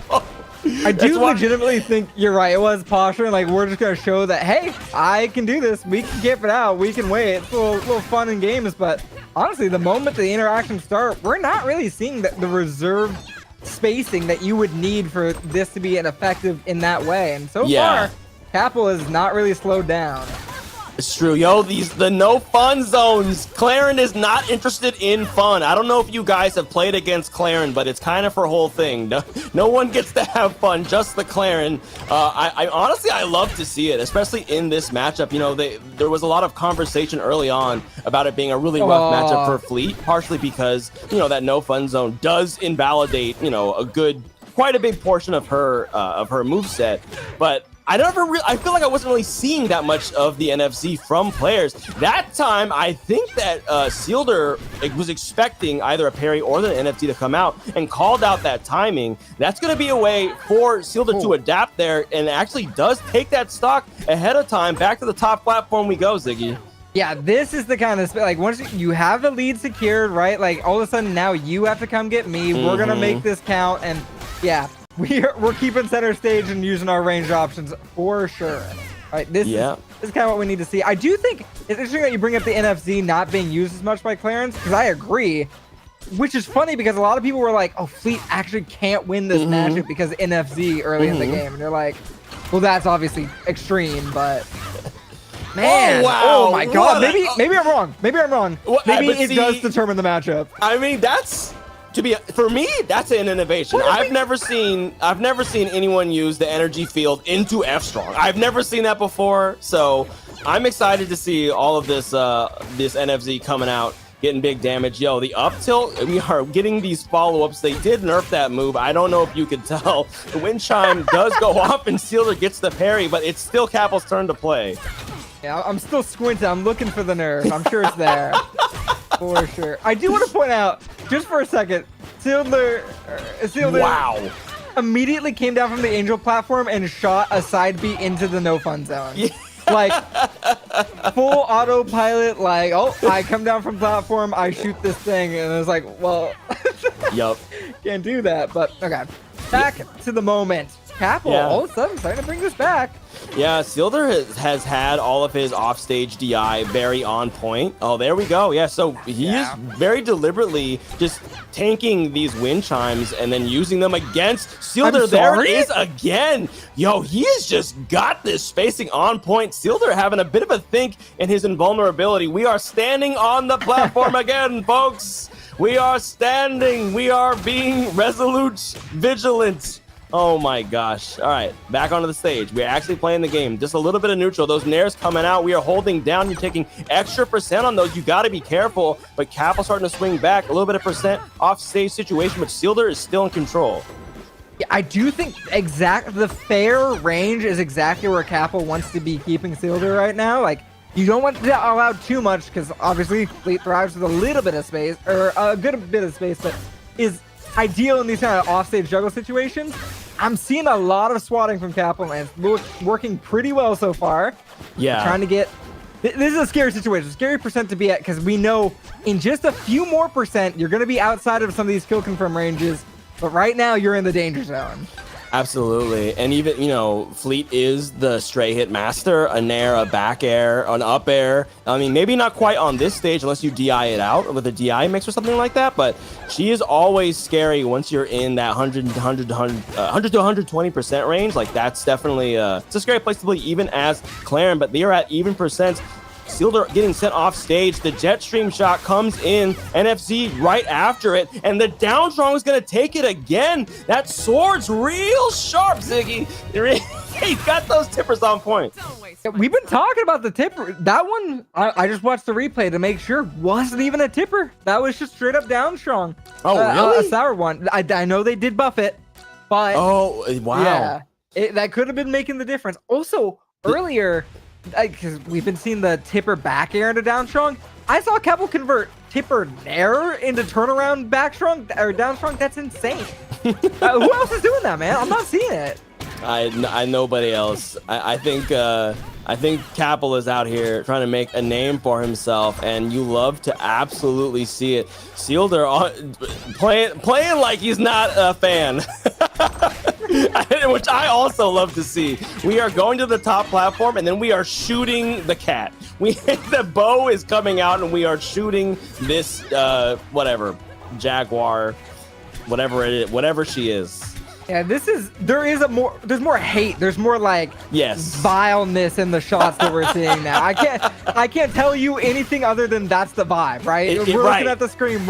We all feel the vibe, right? The vibe is shifted into like oh my god, this damn Claren. Yeah, I know. I get it, you know. Fleet at first I think Seelder was just taking it easy because he's like, oh well, Claren's been nerfed. I can't go too hard. That's not how it works sometimes. No, I don't know. Claren seems fine, if not maybe better, because there was so many buffs to other things. She's just fine. The down air somehow leading into like maybe this is a buff now because like this leads into more. Yeah, this whole interesting things, but doesn't matter when you still got things like that. The carry off the side is the Fleet classic. That's the special we've been seeing since day one, and Seelder has those on lock. Man, speaking of which, are we going to be seeing a second here? Okay, still had his jump. Capel makes it back, but it's even 60%. You know, this is the thing about edge guarding in Rivals. You know, recovery is fairly strong, right? I don't think there's any disagreeing with that, but you play your cards right, and even if you don't get the kill, if you're getting 60% on an edge guard, that's a successful edge guard. Fantastic. You love seeing that, honestly. Yeah, that's good mileage. Okay, we are seeing a little bit of the counter pick working against Seelder here, limiting the options for recovery, but still able to find the way back. And how about one extra on your way out, just in case? Yeah, you just gotta make sure you know. Yes, the guaranteed put another arrow in the corpse. Speaking of a corpse, though, Capel does manage to take a stock, so down a full stock here, but Seelder playing very confidently. I think has maybe found something in terms of that platform movement and the pressure, like that evasive pressure that maybe wasn't there the last couple games. So shout out to Harbor. Seelder, you know, the counter pick giveth and it taketh away. It certainly does, man. I mean, this stage in particular, people were like, for the longest time, we need to ban it. Nobody's gonna play on this stage. And they're like, wait, hold on, we might be underestimating. There is some value to be found here, and I think Seelder is finding it. This is easily one of my most played counter picks now because everybody picks it. I stopped banning it, and everybody decided at the same time that actually we love going here. Seelder definitely seems to love going here. That arrow is going to go a little wide, but forces Capel to recover high with a sweet ledge grab. Seelder is going to put a point on the board, taking game 3 in fairly dominant fashion. Yo, they readied up so fast. These two are trying to play Rivals of Aether 2, folks. Man, they're trying to play the game. Great awareness from Seelder. That was just like, I know that realistically, if you're trying to get sneaky, if you're trying to be quick, you're going for this ledge. And I have news for you, buddy. It's not available. It's taken, all right? I asked her first. Yeah. I asked her first. I love that, yo. But here, I think Jules Vale a fairly great stage for both characters. So a bit more of an even playing ground. We are floor hug shielding, an excellent way to defeat up tilt. As much as it is an incredibly strong move, especially if they, if she swings at you from the front, she's pretty vulnerable if you have a defensive option ready to go. But Capel ready to go for this edge guard doesn't quite get it though, because Fleet be so floaty. Yeah, the floatiness especially can be really difficult to combo. Claren finds combos out of nowhere sometimes, and I'm sure we've seen many examples, and we'll be seeing more this set, but that was one of those examples where we're like, thank God for Fleet, because that could have been disastrous. Man, that was some incredible movement by Seelder to sneak that back air. Capel was not letting Seelder pass him, not letting him to center stage, but Seelder with some incredible float movement stole center stage and is now climbing percents. We're in the edge guard situation. It's exactly where he wants to be. Yo, oh my God, Capel barely manages to get the shield out, but Seelder was ready to pressure after and take that stock. Seelder in the lead right now. Oh, but maybe the lead will evaporate right away. I don't see the lead you're talking about. I believe it may have left. It's the lead in the room with us. It's the lead in the room with us right now. It may have left the building. My goodness. Oh, we are moving on to stock number 2, and a little bit of momentum going towards Seelder, but I do, man, just not stringing together as much as you need. You see these Claren combos, even on a floated character like Fleet, they've been really strong, and in fact, almost take your stock strong. Whereas I don't feel like we're seeing that kind of... Yeah, that could have been bad. We're not really seeing that kind of advantage. Oh, man. I think you may be in trouble here. The innovations? Okay, gets back to stage. No tipper on that down air. That was... I think that might have actually been a nerfed down air there. I'm not quite sure. But didn't get anything super big off of it. However, Seelder's still in a bad spot. Sweet spot back air is going to send to the corner, but Trevor DI on Seelder's behalf means he gets to live again. Nair, we got that DI on point. Seelder's defensive game is really coming in clutch right now. Yeah, this is a very surprisingly comfortable with how dangerous the situation is. Man, it really doesn't take much. These tipper F tilt is what took it right there. And yeah. There's just so much you have to worry about. Yeah. Oh, I think right there, Seelder was expecting Capel to approach out of the jet stream pressure there, but instead just waited and went for the parry. Seelder tried to throw out the F-Strong to make up the timing a little bit late, and that led to kind of a collapse of the whole zone. I mean, we know that Fleet is not really a true zoner, right? But in that moment, right, the trap that he was setting did kind of fall apart. Now Capel, is definitely confidently swinging here from the ledge, from the center stage. This is a scary place for Seelder to be on his potential last stock here in winners. Oh man, are you seeing this? The bounce back left, right of Seelder here? This is... it was looking really pretty for a moment. All of a sudden, Capel's like, I got something to say about it. We're looking for these back airs, the low commit. Maybe we get a tipper, maybe we get the stock for it. But that was incredible. Also, incredible work for Capel to get the tipper down air on the new revised tipper section, but a regular old slap, just a little sword slap's gonna take it this time. Fleet's lightness, unfortunately, her downfall. Capel taking it 3-1, but...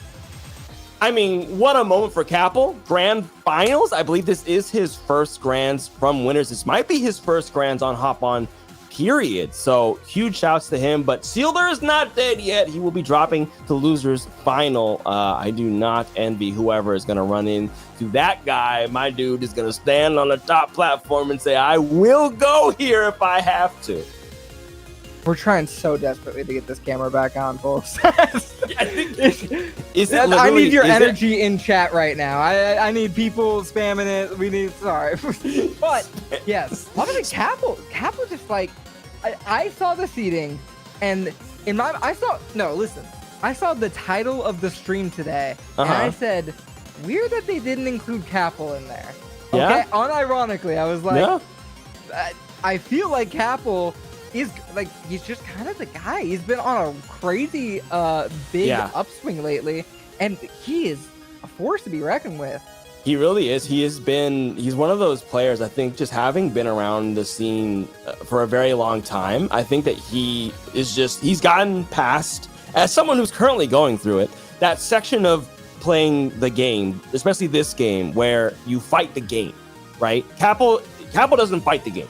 Capel knows what the game is. He is learning from what is literally in the game. He is not projecting. He is accepting his hitboxes, his frame data, and you're seeing it in the gameplay. And apparently Sly here in chat taking all the credit. So it's really just shout out to Sly for raising Capel up. Thanks so much, but for real, no, really it's been impressive to see. But moving over to losers, I want to say semifinals. Malkitty, having got that excellent upset on Bullets, now has to take on Sawstep. It's another Fleet Endless, folks. Other Fleet Endless. And listen, we may be seeing a different person. Wait, am I? Oh. Sorry, I swear I'm hearing everything twice. Everything is I'm getting haunted over here. He's in a time loop trying to get. There's an evil twin has the camera in a different multiverse. So there's some other hop on viewers who can see him right now. But getting seen at the moment is Malkitty off stage. Sawstep getting lots of pressure out there, but not a lot of damage at 114%. Looking kind of worse for wear, but Malkitty almost gets stretchered, makes it back almost for free. That special getup from Fleet not quite gonna cover Atlas's multifaceted recovery options. Armor is up, big damage in the sky. Hailstorm not going to turn into anything though. My guy. What I did miss earlier as I was getting, haunted by Poltergeist was Edla's up smash not converting. You're getting that first hit, but not the second hit. And so far, it looks like it's leading to a big lifeline here for Sawstep, continuing this pressure. Yeah, sorry, I was just gonna. I was talking through your tech problems in case. I appreciate it. But yo, Malkitty cleaning up that stock, but at 122%, even with the armor, this could be scary. As I say that, 42% and climbing on Sawstep, we are getting mauled off stage right now. Speaking of, like a bear, perhaps? Yeah, absolutely. This is not a mall that you want to hang out with your friends at on Friday. You want to leave this mall. This is an abandoned mall. You're going to see a YouTube video of in a couple of weeks. But Sawstep able to clean that stock up at 69%, though, looking a little precarious. Oh yeah, and this. Hold on, We've seen where the big change in this matchup is. We can both agree it's on these ledges, and again, we're seeing like a lot of gameplay happen off the left and right side. Yeah, definitely. And Sawstep, Seelder definitely have very different play styles. Sawstep way more willing to scrap on the stage right now, and Malkitty with that real clean follow-up, getting a lot out of those moments there. Goes out, does Sawstep, the big, oh my god, I freaking love when wind launch hits both hits. It's so satisfying. I mean, I hate when it happens to me, but that was an excellent moment there. Yo, we float out and catch the bear and slap it up to even stock, Ziggy. This is crazy. This is crazy. I would not have expected it to make such a sudden turn, especially with the way things were going earlier, but all of a sudden, Sawstep with a huge, this is a climb. You can feel the momentum building for Sawstep right now. It's true. Ooh. And this is, Bullets is the one who had to play Seelder in winter semis. Malkitty, I'm not sure how warm he is on this particular matchup right now. So Sawstep might be able to weave through the cracks here at an 80% and climbing for Malkitty. It's getting a little bit more scary. Oh no, The get up swipes cuts the arrow. What an excellent Those are save. sharp Beautiful claws, timing. man. Yeah. Lots to watch out for. Absolutely. Man, it is absolutely insane that we had Ellis, oh my God, Fleet earlier on stream, and it wasn't these two players. Yeah, like in right. top 8. That's crazy. Look, it's the Pacific Northwest. We got foxes, we got bears out here. We have forest creatures. You know, a bit of DBZ sends them both off the stage, but not to the same side. We are going out there. Sawstep almost swings, but Malkitty overextends, and because the back air doesn't connect and Malkitty doesn't get to the wall, he just dies for it. Yeah, that was full presence right there, right? It was literally, I'm just going to chase you out there. I'm going to force you into this very specific angle for the recovery, and it was enough to keep him from being able to touch that wall again. Really good presence from Sawstep. I love it. I love it. All right. Yo, yeah, the anti-air with a again. down tilt? Hello? I know it. We are. We're back at the harbor. It's big cold right now. Everyone takes it here. Thank God. Honestly, we need the cold. All right. It's been too damn hot. It really has. I wish that this was affecting my room. That'd be really great. I'm really feeling this right now. Absolutely. Oh, we are going for the stretcher again, but we float back. Sawstep doesn't want to press too hard. I mean, there is always that chance of that reversal up air, of course, right? So Edelis is always scary, even if you are the one edge guarding him. Ooh, back air into these icicles. This is a tricky situation, but doesn't end up leading any more than that. I am curious how we're going to be seeing Malkitty work around the, oh my gosh, what is the name of that tornado? You know everything. I need you on the this. jet stream shot? The jet stream. Oh my gosh. This is why they pay you the big bucks. Yeah, they pay me the big community service bucks. Yo, double fair for the tech chase. Not gonna get anything super definite, but we're just setting up into those situations that Sawstep likes. Like Sawstep is just giving themselves as many opportunities as possible to get that eking out the edge guard instead of having to force it, and it's working really well. I do think like you kind of see it even. Oh no! What? Oh. I've got nothing for that. I was just going to talk about how Sawstep has a more reserved approach using forward air instead of nair for an edge guard, but I think Malkitty was on to something different, right? Like we're moving forward. Oh, okay. Yo, what a pivot up tilt. You love to see it. You try to run around the bear. I mean, he does have the tiger skin on, try to catch him by his toe, and he said, yo, catch these claws. Gosh, catch this too. My goodness. Hold on. This is... All right, signs of life for sure, okay? Absolutely. And honestly, even if you don't end up winning this game, which, let's be honest, it's not looking great, you kind of need some presence in this set right now, and this is at least something. Absolutely. Yo, the back air is going to come through, but the air dodge at the blast zone is not going to quite make it, and unfortunately, Malkitty's stage pick not going in his favor there. This is the thing about edgeguard stage picks. When you do them into fleet, you really need to make sure that your game plan needs to be to get her off the stage, not you. Because it can go both ways. It's like taking Zetterburn to Harbor. Like, yes, you could edgeguard him early, but not if he's, gonna play like just has that shine game on point. So, like, I think we're seeing a little bit of that where Malkitty wasn't able to execute his game plan and paid for it. I think again, nail on the head, Todd. You're full of just beautiful insight tonight, and I'll preach it. It's because my camera's on. Dude, God, if I had a camera right now, it would be so over for you. Anyway, if I get the contest, yo, it's over for Malkit. This is what we're talking about, though, Yep. right? Like, Edelis obviously feels really comfortable with the resources that they have available to them. Like, I will go off stage. I will try to fight the fleet. Fleet is begging you to do that. Please meet me off stage. You will not win. Absolutely. It certainly hasn't happened so far for our fair bears, but it's not impossible. I mean, we know the scams can get run. If Upstrong had connected there, if Sawstep had flinched, that definitely would have been a stock. The down air coming through, a couple of bounces into the air, frozen fist to the face, but it's not going to kill. Sawstep just calmly floats in a direct line as the crow flies to the ledge, like a CPU. I cannot believe we're alive. Fleet is supposed to be really light, man. What? Oh my God! It's the hit stun gravity. She's never as light as she's. The numbers are lying. This full story is not on display here. Oh my God! is Speaking of not. which, we're in a lot of trouble. Okay, just barely made the ledge without that down smash connecting. That could have been devastating for Malkitty.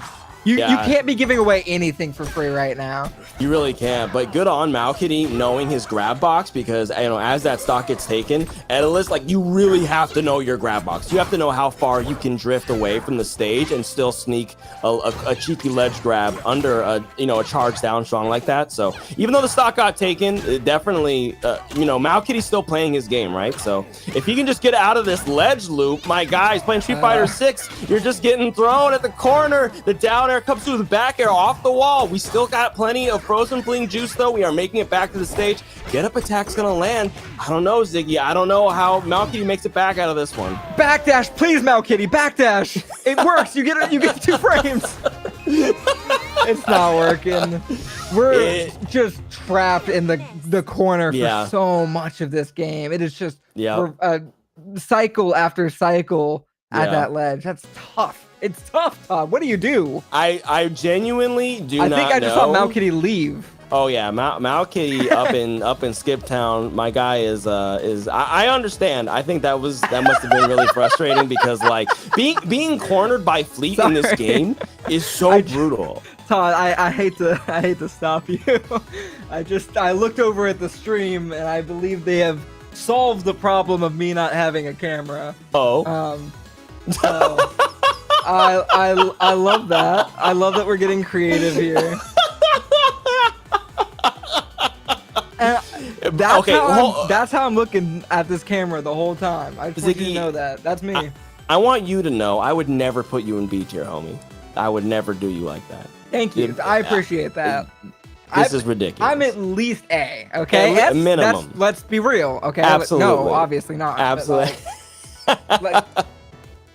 Hey, oh my come God. on, minimum, right? Like, come minimum. on. A minimum. But I think Sawstep, especially as the games went on, Sawstep realized that, like, much like the Seelder Bullet stage, that their version of the ledge control was working out, and maybe that's just the hard part for Edalus. Like, the Edalus player just has to figure out that ledge game, and Malkitty didn't quite have it there yet, but we'll see. We got more hop-ons to come. We see plenty of Malkitty, plenty of bullets, so I'm sure that the match will adapt as these bears get used to their recently nerfed selves. So I'll be honest, when I said that Malkitty left, I thought that was game 2. I fully was that went by so fast, and I thought there was more rivals left to be played, but looks like we'll be looking forward towards losers finals here as soon as it looks like Sawstep has not joined yet. We're waiting on Sawstep. Come on. No water breaks, no piss. we stay until it's over, okay? No water breaks in or out. Thank you. It's the liquid that you have is enough right now. Power through.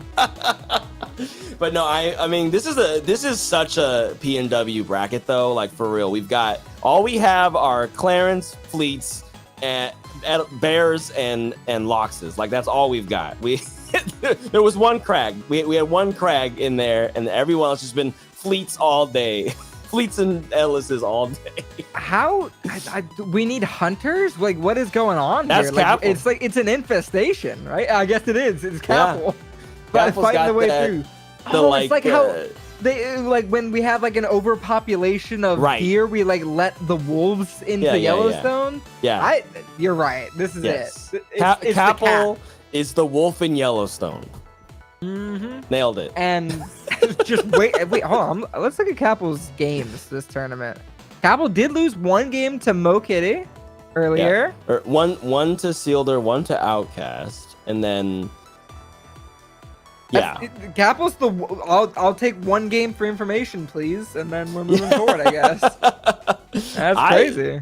I love that for him. I mean, and look, like, this is, to be honest, I think that's proof that he is playing present, right? He's playing adapting. Like even if he's losing, like he's making the changes that need to happen. What is happening to me? Well, hold on a second. Hold on. Are you also getting nuked? What's happening? I'm getting Wait, mixed. what? There was 2 fleets on the screen before, and now there's not. There's an ABSA and a fleet. You see There's this? an ABSA. Yeah, what the Ziggy, hell? There's an ABSA. I tell you, some people hate the Ditto. And you did get mixed. You absolutely got mixed. Absolutely got mixed. Absolutely.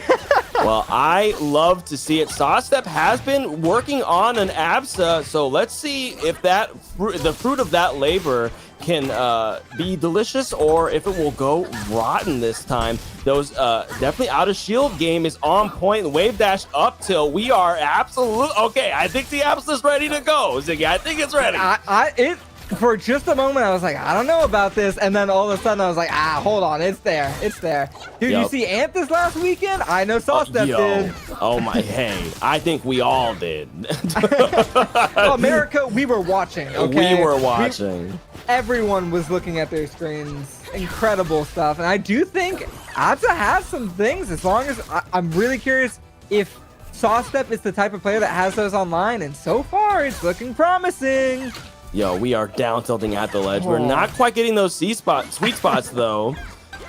I mean, the rinse repeat is effective, and of course, Sawstep is going to know exactly when to roll up on ledge to take that fleet stock. Sawstep in the lead here. Also, I don't. Am I crazy, or is there a graphical glitch happening on Sawstep's skin at the moment? Like, her eyes are not supposed to be red, right? Like. I'm looking real careful. I don't know. I have no idea. Yo, it looks normal to me, if I'm honest. Okay, well, maybe I'm a little bit crazy. Seelder goes for an excellent read on the tech chase, though, and does take the ABSA stock finally. You know, just because you're a mech doesn't mean you're not any lighter than her incredibly light self already is. Thank God, dude. Could you imagine if the mech skin gave you like 20 extra weight? This game would be dead tomorrow. Dude, let's make this a real live service, folks. I already spent like $250 on this game. I'm about to be top tier. Yeah, the battle pass should matter for sure. I'm with you actually. Hold on. Yo, oh my gosh, you know what matters? These tech chases looking pretty solid from Sawstep. Yeah, down strong is a murder button. It's an excellent catch-all. It's crazy. Okay, we're using the resources, getting back here. It is hard to punish ABSA on that second zip if they're right above the surface because they just recover so quickly. Very quickly. Yeah, it's an excellent mix-up tool, and definitely one that if you it's kind of like Olympia. Like if you don't have your zip zaps, I don't know what that move is called yet, on point as ABSA, you're just gonna die real early. Like you really have to be able to use that move well, and so far Sawstep has had it on point. Pops the cloud, maybe wanted to throw one out, but Seelder, a bit of a rushdown event there, catches the ledge. Yo, we are holding it. We are holding the line here. Sawstep getting a bit of a stock steal there at 145% though. I mean, I think if Seelder breathes wrong on him, he might be dead, and there he goes. Yep, that wasn't even the strong hit. You didn't need any more than that. And I think you're right. Realistically, that was a bit of robbery. You're not gonna get away with too many of those, right? Like, you're kind of almost showing your hand early by going for that. What's it called? You gotta know the name of that move. I the lightning bolt. It's probably the lightning. I mean, probably, yeah. Lightning bolt sounds right. I haven't been able to look them up because they're not on a good drag place down to. Anything? Yeah, or maybe they are on drag down. I'm gonna look them up right now. Who's that? I mean, either way, excellent gameplay coming out from Sawstep, but I think Seelder is catching on, and like you were saying, that was a bit of a scam to take that stock. Seelder definitely demonstrating a bit more advantage at the moment still. Ooh, just barely getting clipped there, trying to use that down smash to cover the ledge, but unfortunately, Fleet has a little bit of priority when it comes to grabbing that ledge there. The hitbox is going to reach above. It is. The up tilt not going to turn into anything, and you're getting sent into the blast zone. Up air is definitely going to kill an ABSA at that percentage. So Seelder does a good job, holds out on potentially a character, a bit of a surprise. Maybe not. Maybe this is how their games have gone in the past. I don't know. But you love to see it. Love to see it, honestly. I mean, I certainly love to see it. I bet the viewers at home are loving to see it. We are going to be going to... Okay. I have thoughts on this stage. Oh, I want to hear your thoughts it. on this stage first, honestly. Okay, so first of all, I would never take either of these characters to this stage. I am with you 100%. Glad we can reach across the aisle, handshake. No shot am I taking Fleet to this stage. Honestly, I'm not really taking odds to this stage either, for sure. No, the follow-up Cloud, like the kill secures at the blast zone on this stage are so easy. Like we didn't quite see one there. I mean, this is the thing, right? Fleet does have that lightness in her favor in this particular matchup, whereas for Absa, it actually isn't quite as much of a get out of jail free card against Fleet. But there it is, that kill off the top. You know, Fleet is still light before that gravity starts to affect things. So good job on Sawstep catching that moment and taking the lead again. Yeah, we've got. Oh, sorry, I just dropped my camera. It's actually haunted tonight. This is why it doesn't work. Moving back to it, looks like the weak hit isn't gonna hit, but what about that one? What about a little sniper across map there? I mean, honestly, these two characters just throwing stuff at each other. Arrows, clouds, lightning bolts. And the air element is just always the most brawler you can get with these two on screen, I believe. Absolutely. It's so, oh, there we go. Doesn't get the follow-up on the sweet spot. I don't know if maybe Sawstep hasn't quite gotten that Fleet Absa ditto, or not ditto, but, you know, the floaty matchup experience yet, because we haven't been seeing a lot of those follow-ups off stage to get the sweet spots actually landing, which is definitely something you need to have on point as Absa. So we'll see those adaptations come in just as I say that. We get a landing one, and that's going to take that stock. Seelder on their last stock for game 2, just as I say that. Oh, doesn't quite kill. Trevor says this was how you lived, and Sawstep says, I know, Trevor. Stop talking to me. I'm in the middle of a match. Yeah, I'm using both sticks, Trevor. Get off my damn back, okay? I'm doing it, okay, bud? But yeah, we're looking at a completely even game going into this last stock on a stage that can be very volatile for both of these characters. Who is it going to work out for? That's really what the question is. Who is going to benefit more from this stage in the way it is? Oh, I really thought we were about to see another tipper fair. So much pressure being driven onto Seelder here. Wow. Yeah, that was an excellent read on Sawstep's part there to get, like, to steal advantage, like, on top of the actual ledge pressure, but wasn't able to turn it into anything. The F-tilt comes in, though, and that is an easy setup into the big kablooey, which is definitely what up air is called. That's it, for sure. You've nailed it again. Wow, Sawstep showing up. I love it. I love to see the Absa get his prime time ready, Ziggy. He had it ready to go. He was just waiting on us. I think Yes. I'm humble. I'm honored, right? This is so sweet. Okay, what adaptations do you think need to be made here? I'll ask you. I mean, to be honest, it's kind of a tough call. I feel like Sawstep hasn't quite had like a completely dominating Absa like experience. Like, you know, obviously comparing to like an Ant, right? Which is obviously just like that's like he's easily the best Absa player, right? We're not quite seeing that level of domination. But I think like a lot of the actual movement on stage and getting as much as Sawstep can of every interaction, that's what's happening, and like that's what took that last game. So in terms of like dealing with the movement, I think that's where Seelder's pinpoint needs to be, is catching Sawstep out of that incredible wave dash. It is an incredible wave dash. I thought it was pretty good before the buff, but man, after the buff, whew, that thing is devastating. And speaking of devastating, that up air almost sealed it out. Rough DI can really catch you off guard there. You can lose a stock a lot easier than you might think. Yeah. These two characters in particular have to have their DI on point against each other. Like, if you are DIing out on fair or back air as Absa, you might just die right about there. Yo, the down strong, the follow-up after getting clipped on the zip zap. But again, no, we're not seeing these sweet spots right when we need them. That is a huge difference maker. If Sawstep can get those on point, then this is going to be a very tough fight for Seelder. Just as I say that, we see it. Sawstep says, I just missed the first one as it was a prank. It was a prank. Listen, again, astute as always, Todd. I am not willing to give Sawstep the credit yet, though. I feel like if you're not hitting the follow-ups with the tipper, you're not getting the value out of this character that you need. It's great that you're getting these straight tipper hits. It might even win you the set, but I kind of feel like what needs to happen is the follow-ups need to be there. You need to be positioning yourself for this weight, and it just hasn't been there.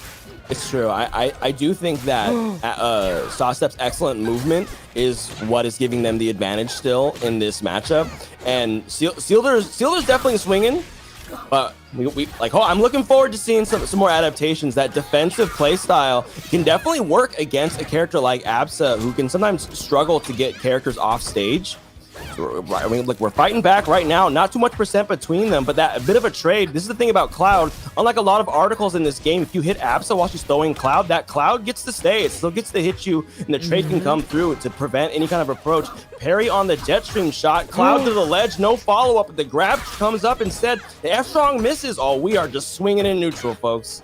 Yeah, it felt like multiple times Sawstep actually knew where Seelder was going to land at, but was just a little off. Right? Like the read was there, but the spacing wasn't, right? Consistently. Right. And it... Oh, man! We're going for it all. The gimmicks are there, and I love it. Yo! Okay. That F-Strong beats out the wind launch startup. It's not the fastest, beginning to an up special, and Seelder did hit it a little high, but 16 backers in a row, one of them is gonna land. We are once again at even percents, one stock apiece. This is game 3. This is the one that counts.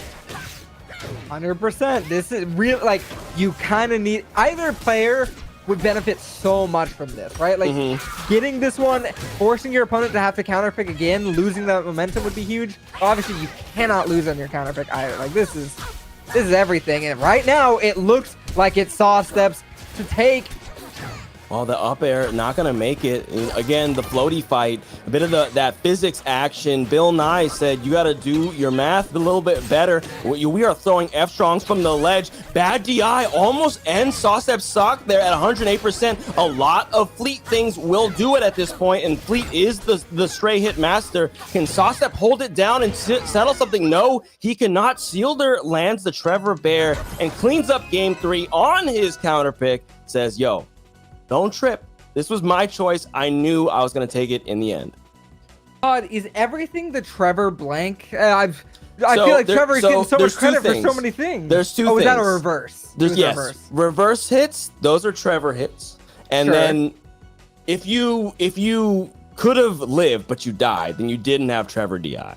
For sure. But if you don't get the Galaxy, but it looks like you're going to die, but you don't die, that's Trevor DI. I just think Trevor's a cool guy, so I like to give him credit. I mean, but if there's too much Trevor, I can tone it down. No. It was a genuine question because I'm like, I understood with Trevor DI before, but then I'm like, what on earth was even Trevor there? The Trevor. I was like, the reverse hit. And we love reverse hit to 6. Reverse hit to 6. It's true. Someone saying non-Galaxy does not mean you can survive. But I believe you're not trying hard enough. All right, chatter. I mean, you're a quitter. It's meta, so it's probably true. Anyway, as we say that, Seelder taking a huge advantage in game 4 here. Absa getting toasted real early. We are swinging back airs at this GOAT right now. Yeah, we were talking about the importance of winning on your counter pick, and this is a really rough start to it. This is not what you want to see, and I do feel like, man, the pressure, you're just stuck in this corner, and we're opting for the special get-up. There's a bit of a startup. Yeah. It's one of the few special get-ups where you really see the telegraph, and you can hit it before the scary part comes out. Definitely. And that is absolutely one of them. Yo, the Upstrongs coming through, playing a bit of Missile Command. Sawstep in a rough way. We are dash dancing away our invincibility. And Seelder's like, I will stand on this platform. You're not gonna get me to approach into you. I will just stand here. And Sawstep is like, maybe I'll stand here too. Oh, the flame! Oh my god! Oh my god! And the taunt! And the taunt! An earned taunt for sure. Nobody's gonna judge you for that one. You've earned it. And oh my god, wait, hold on. Could you imagine Saucep wins this game? All right, just picture it for a moment. I would love that so much. That would be, I mean, more than anything. I think after that, I would love to see it. But Seelder is still playing, playing stuck to Saucep. It's kind of, I think, it's a little bit of what I was talking about, right? Where like Saucep is not getting that movement freedom anymore, and so Seelder is able to catch a lot of his stuff a little bit better. But as I'm saying that, Saucep, I think a little bit of that aura is back. What he used to make Mao Kitty lose their stock for free. It's showing right now, Ziggy. The aura's it's powering up. It's got so much momentum. It's actually throwing you off. Mao Kitty's not even on the screen, Todd. I know. No, I'm saying from the other game. Remember where bro, you're right. You're so right. I'm stupid. I do legitimately think Saucep thought this fucker thinks he has this game in the bag. Wouldn't it be funny? Wouldn't it be funny if I win this game? And honestly, it could happen. Everything is starting to line up. The down smashes are connecting. The things that were just a little bit off spacing before are no longer. They're connecting, Todd. Wow. Things are looking up. I mean, that down strong, if that read had come through, that would have been a dead Saucep, a dead goat. But yo, the F tilt for the anti-air, it comes through, following up into the down strong. But Seelder makes their way out of it with an up air. That is gonna take it on one of the lightest characters in the game. Seelder sealing the deal, 3-1. But oh man, that was close. That was about as exciting as it could get. Based on that moment where we're like, oh, well, it looks like it's over. And then just a crazy looking comeback. Didn't end up coming all the way through, but thank you, Saucep, so much for giving us a really fun match to watch. Anyway, not giving up. We really could have seen it swing all the way through. That's why you don't get up, really.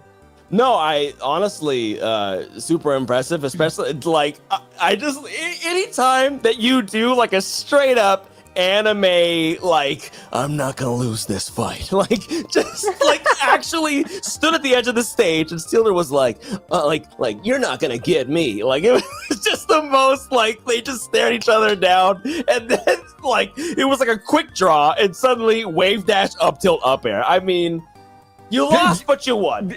Yeah, the big iron on his hip. Yeah. You gotta respect it. You gotta respect it. You really do. Listen, Todd. Yes. We've been having fun tonight. We have. It's been a good time. It has. I am sad to say that we only have one match left. Just one? One set. Just one set.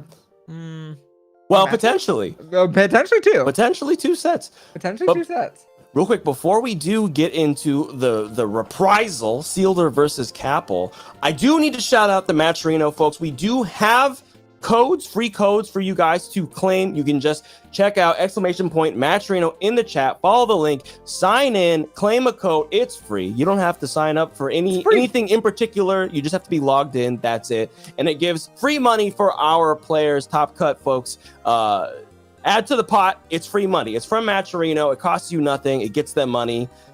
What else do you need, right? We got folks in the chat. Please follow through. Get some of these folks some money. I mean, they've been putting on a show for you. We got to reward their efforts, right?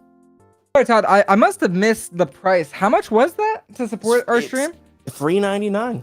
$3.99? $0. $0. Mm-hmm. Interesting. So cheap. Everyone's got free in their pocket. I mean, I've been seeing a lot of free tonight. That's all I'll say.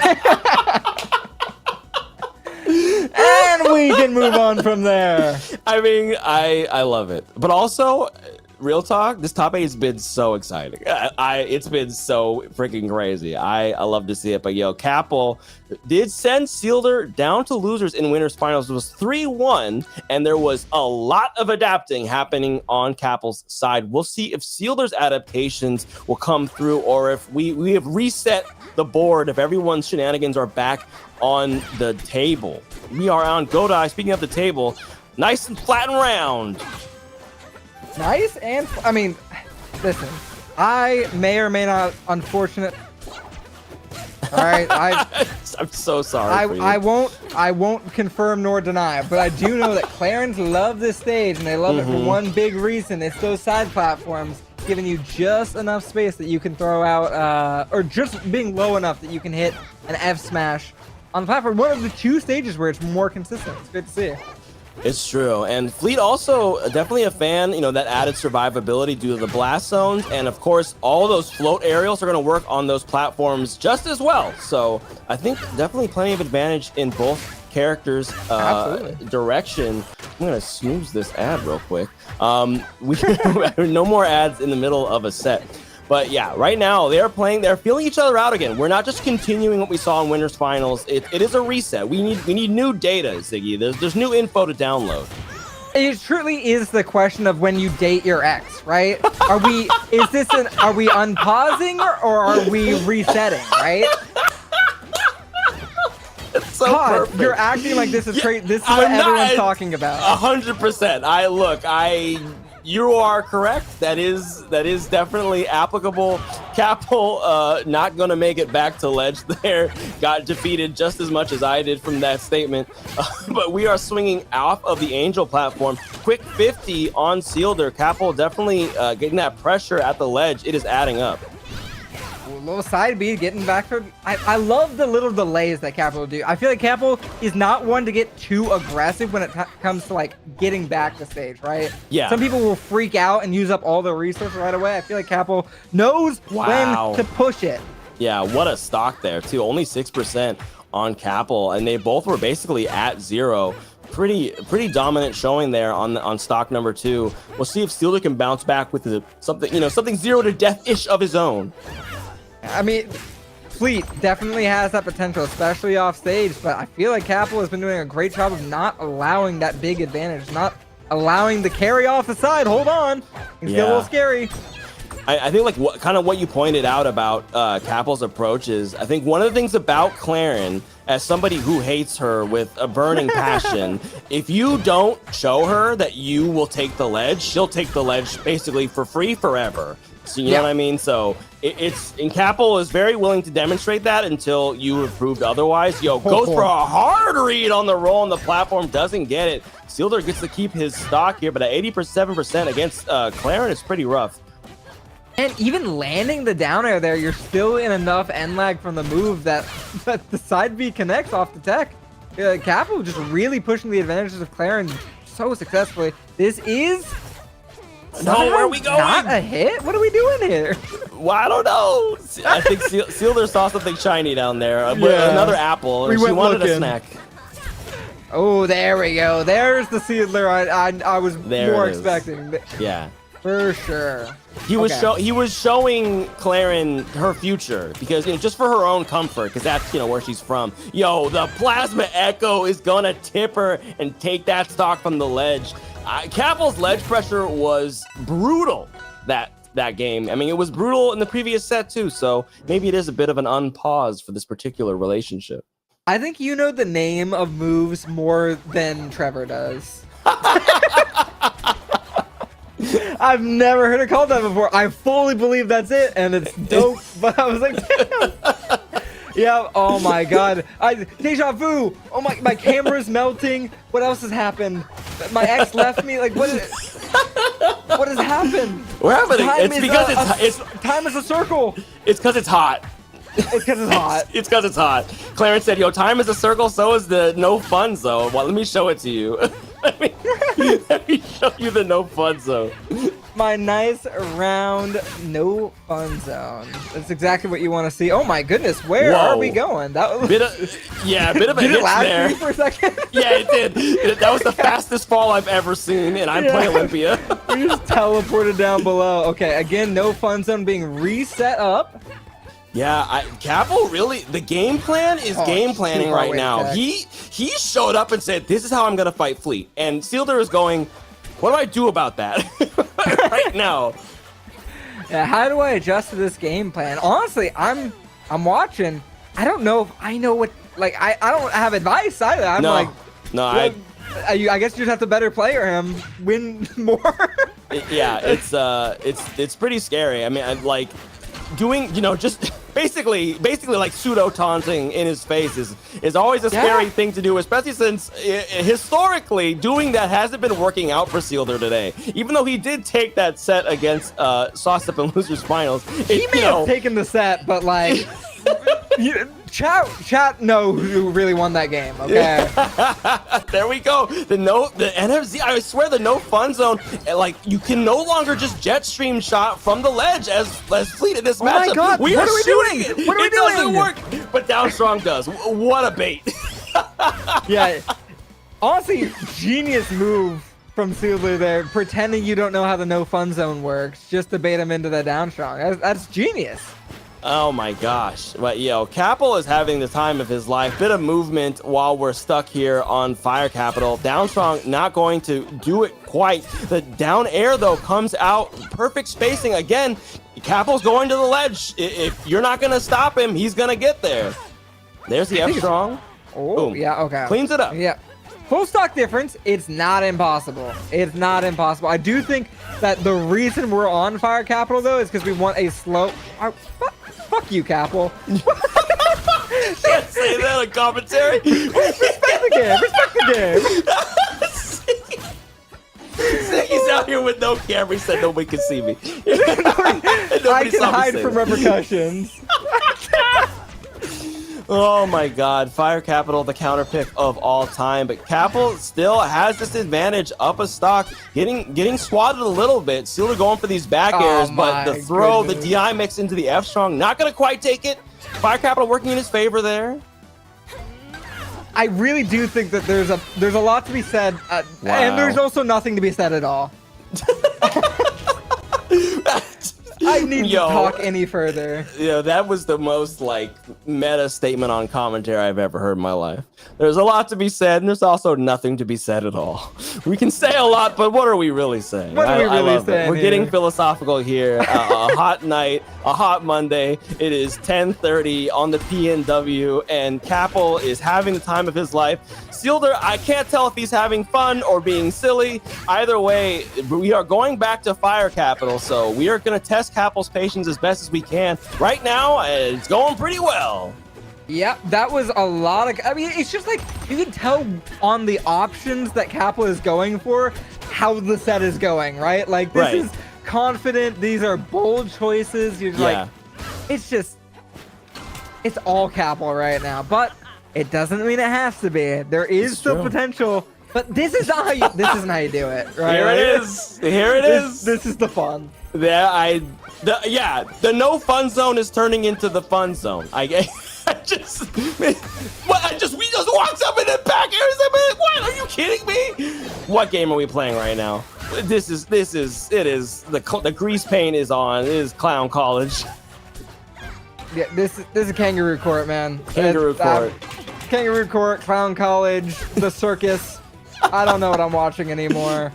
This is Game of Thrones season 9. I don't know what happened, man. You know what I love though is like we're doing, it's like interludes. It's sort of like filler episodes in a TV show where like they're playing for real right now. But sick. I mean, look at those tech chases on Capel's side, and then we get back to we come back to the platform, and then Seelder's doing some silly stuff. Back to here we go. We're gonna take a shot at him. We're like worms. We're just firing across the stage. Now it's your turn. And back to the match. Okay. And back to the match. Yeah. It's like the commercial break is going on, and they're just being respectful of that, right? Like. Well, the problem is previously on Dragon Ball Z, you know? Yeah, absolutely. Yo, someone in chat said Clown Capital. Yo, the float back airs are coming out from Seelder though. We're getting some damage in here. Wind chime on deck, no fun zone. Nope. Don't forget you get your jump back when that hits. So if you got the wind chime on you as Claren and Seelder isn't able to get an actual follow-up, that's a free double jump if you're Claren. So as long as the NFC isn't already out. So you love to see it. Capel again using all parts of the Claren. Can I ask you a question, Todd? And I want you to be fully honest with me. Yes. Does she need that? Chat, does she need that? Does she need to get the jump back off? I mean, look, here's, you know what, if first of all, that was an excellent little DI mix-up into a F strong there. Again, doesn't quite kill. If it were up to me, if I parry Clarence, she would drop her sword and have to pick it up like Cody in Street Fighter. Like, that's how much I hate Clarence. So if you're asking me if she needs stuff, my answer is no.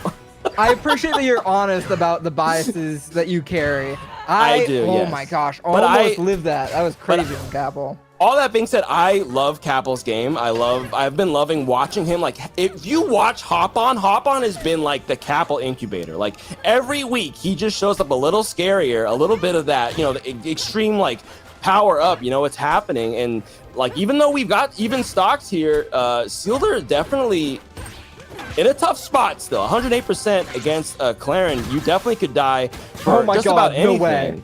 That almost linked into a kill. I honestly feel like Fair wasn't the best option there. Capel could have killed off of that. Oh my god, how about that? How about another one of those? Another one of those down strongs. He's so ready to do them. And especially, I think, against the fleet, you know, even on Fire Capital, that eruption of hit stun straight up is really been a bit of her undoing. Not being able to use those huge side blast zones to her advantage. Ooh, first time we've really seen Capel mess up on the no fun zone on that particular wind chime. Feel like he's been good about timing it. Was a little early that time. I think he might have a bit of a window back in.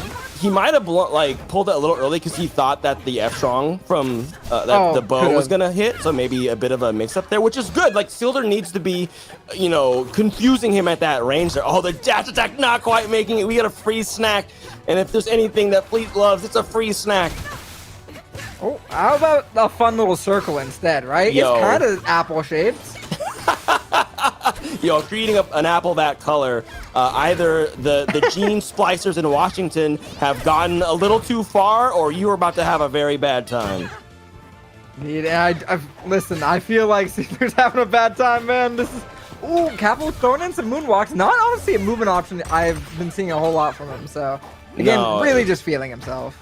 Yeah, which is, I mean, a great place to be. You're up 2 games. Oh, Another down strong is gonna land. It's gonna take it again. At least mix it up a bit. Come on. We have an audience to please. Doesn't have to. He said, do you like down strong? We've got many. But, hey, by the way, Capel just took Grands 3-0. 3-0 over Seelder. That's a first hop-on win for Capel. I feel bad for anybody who lives under him if he lives in an apartment, because that pop-op's probably going real hard. Huge GGs, huge congrats to Capel on taking his first hop-on.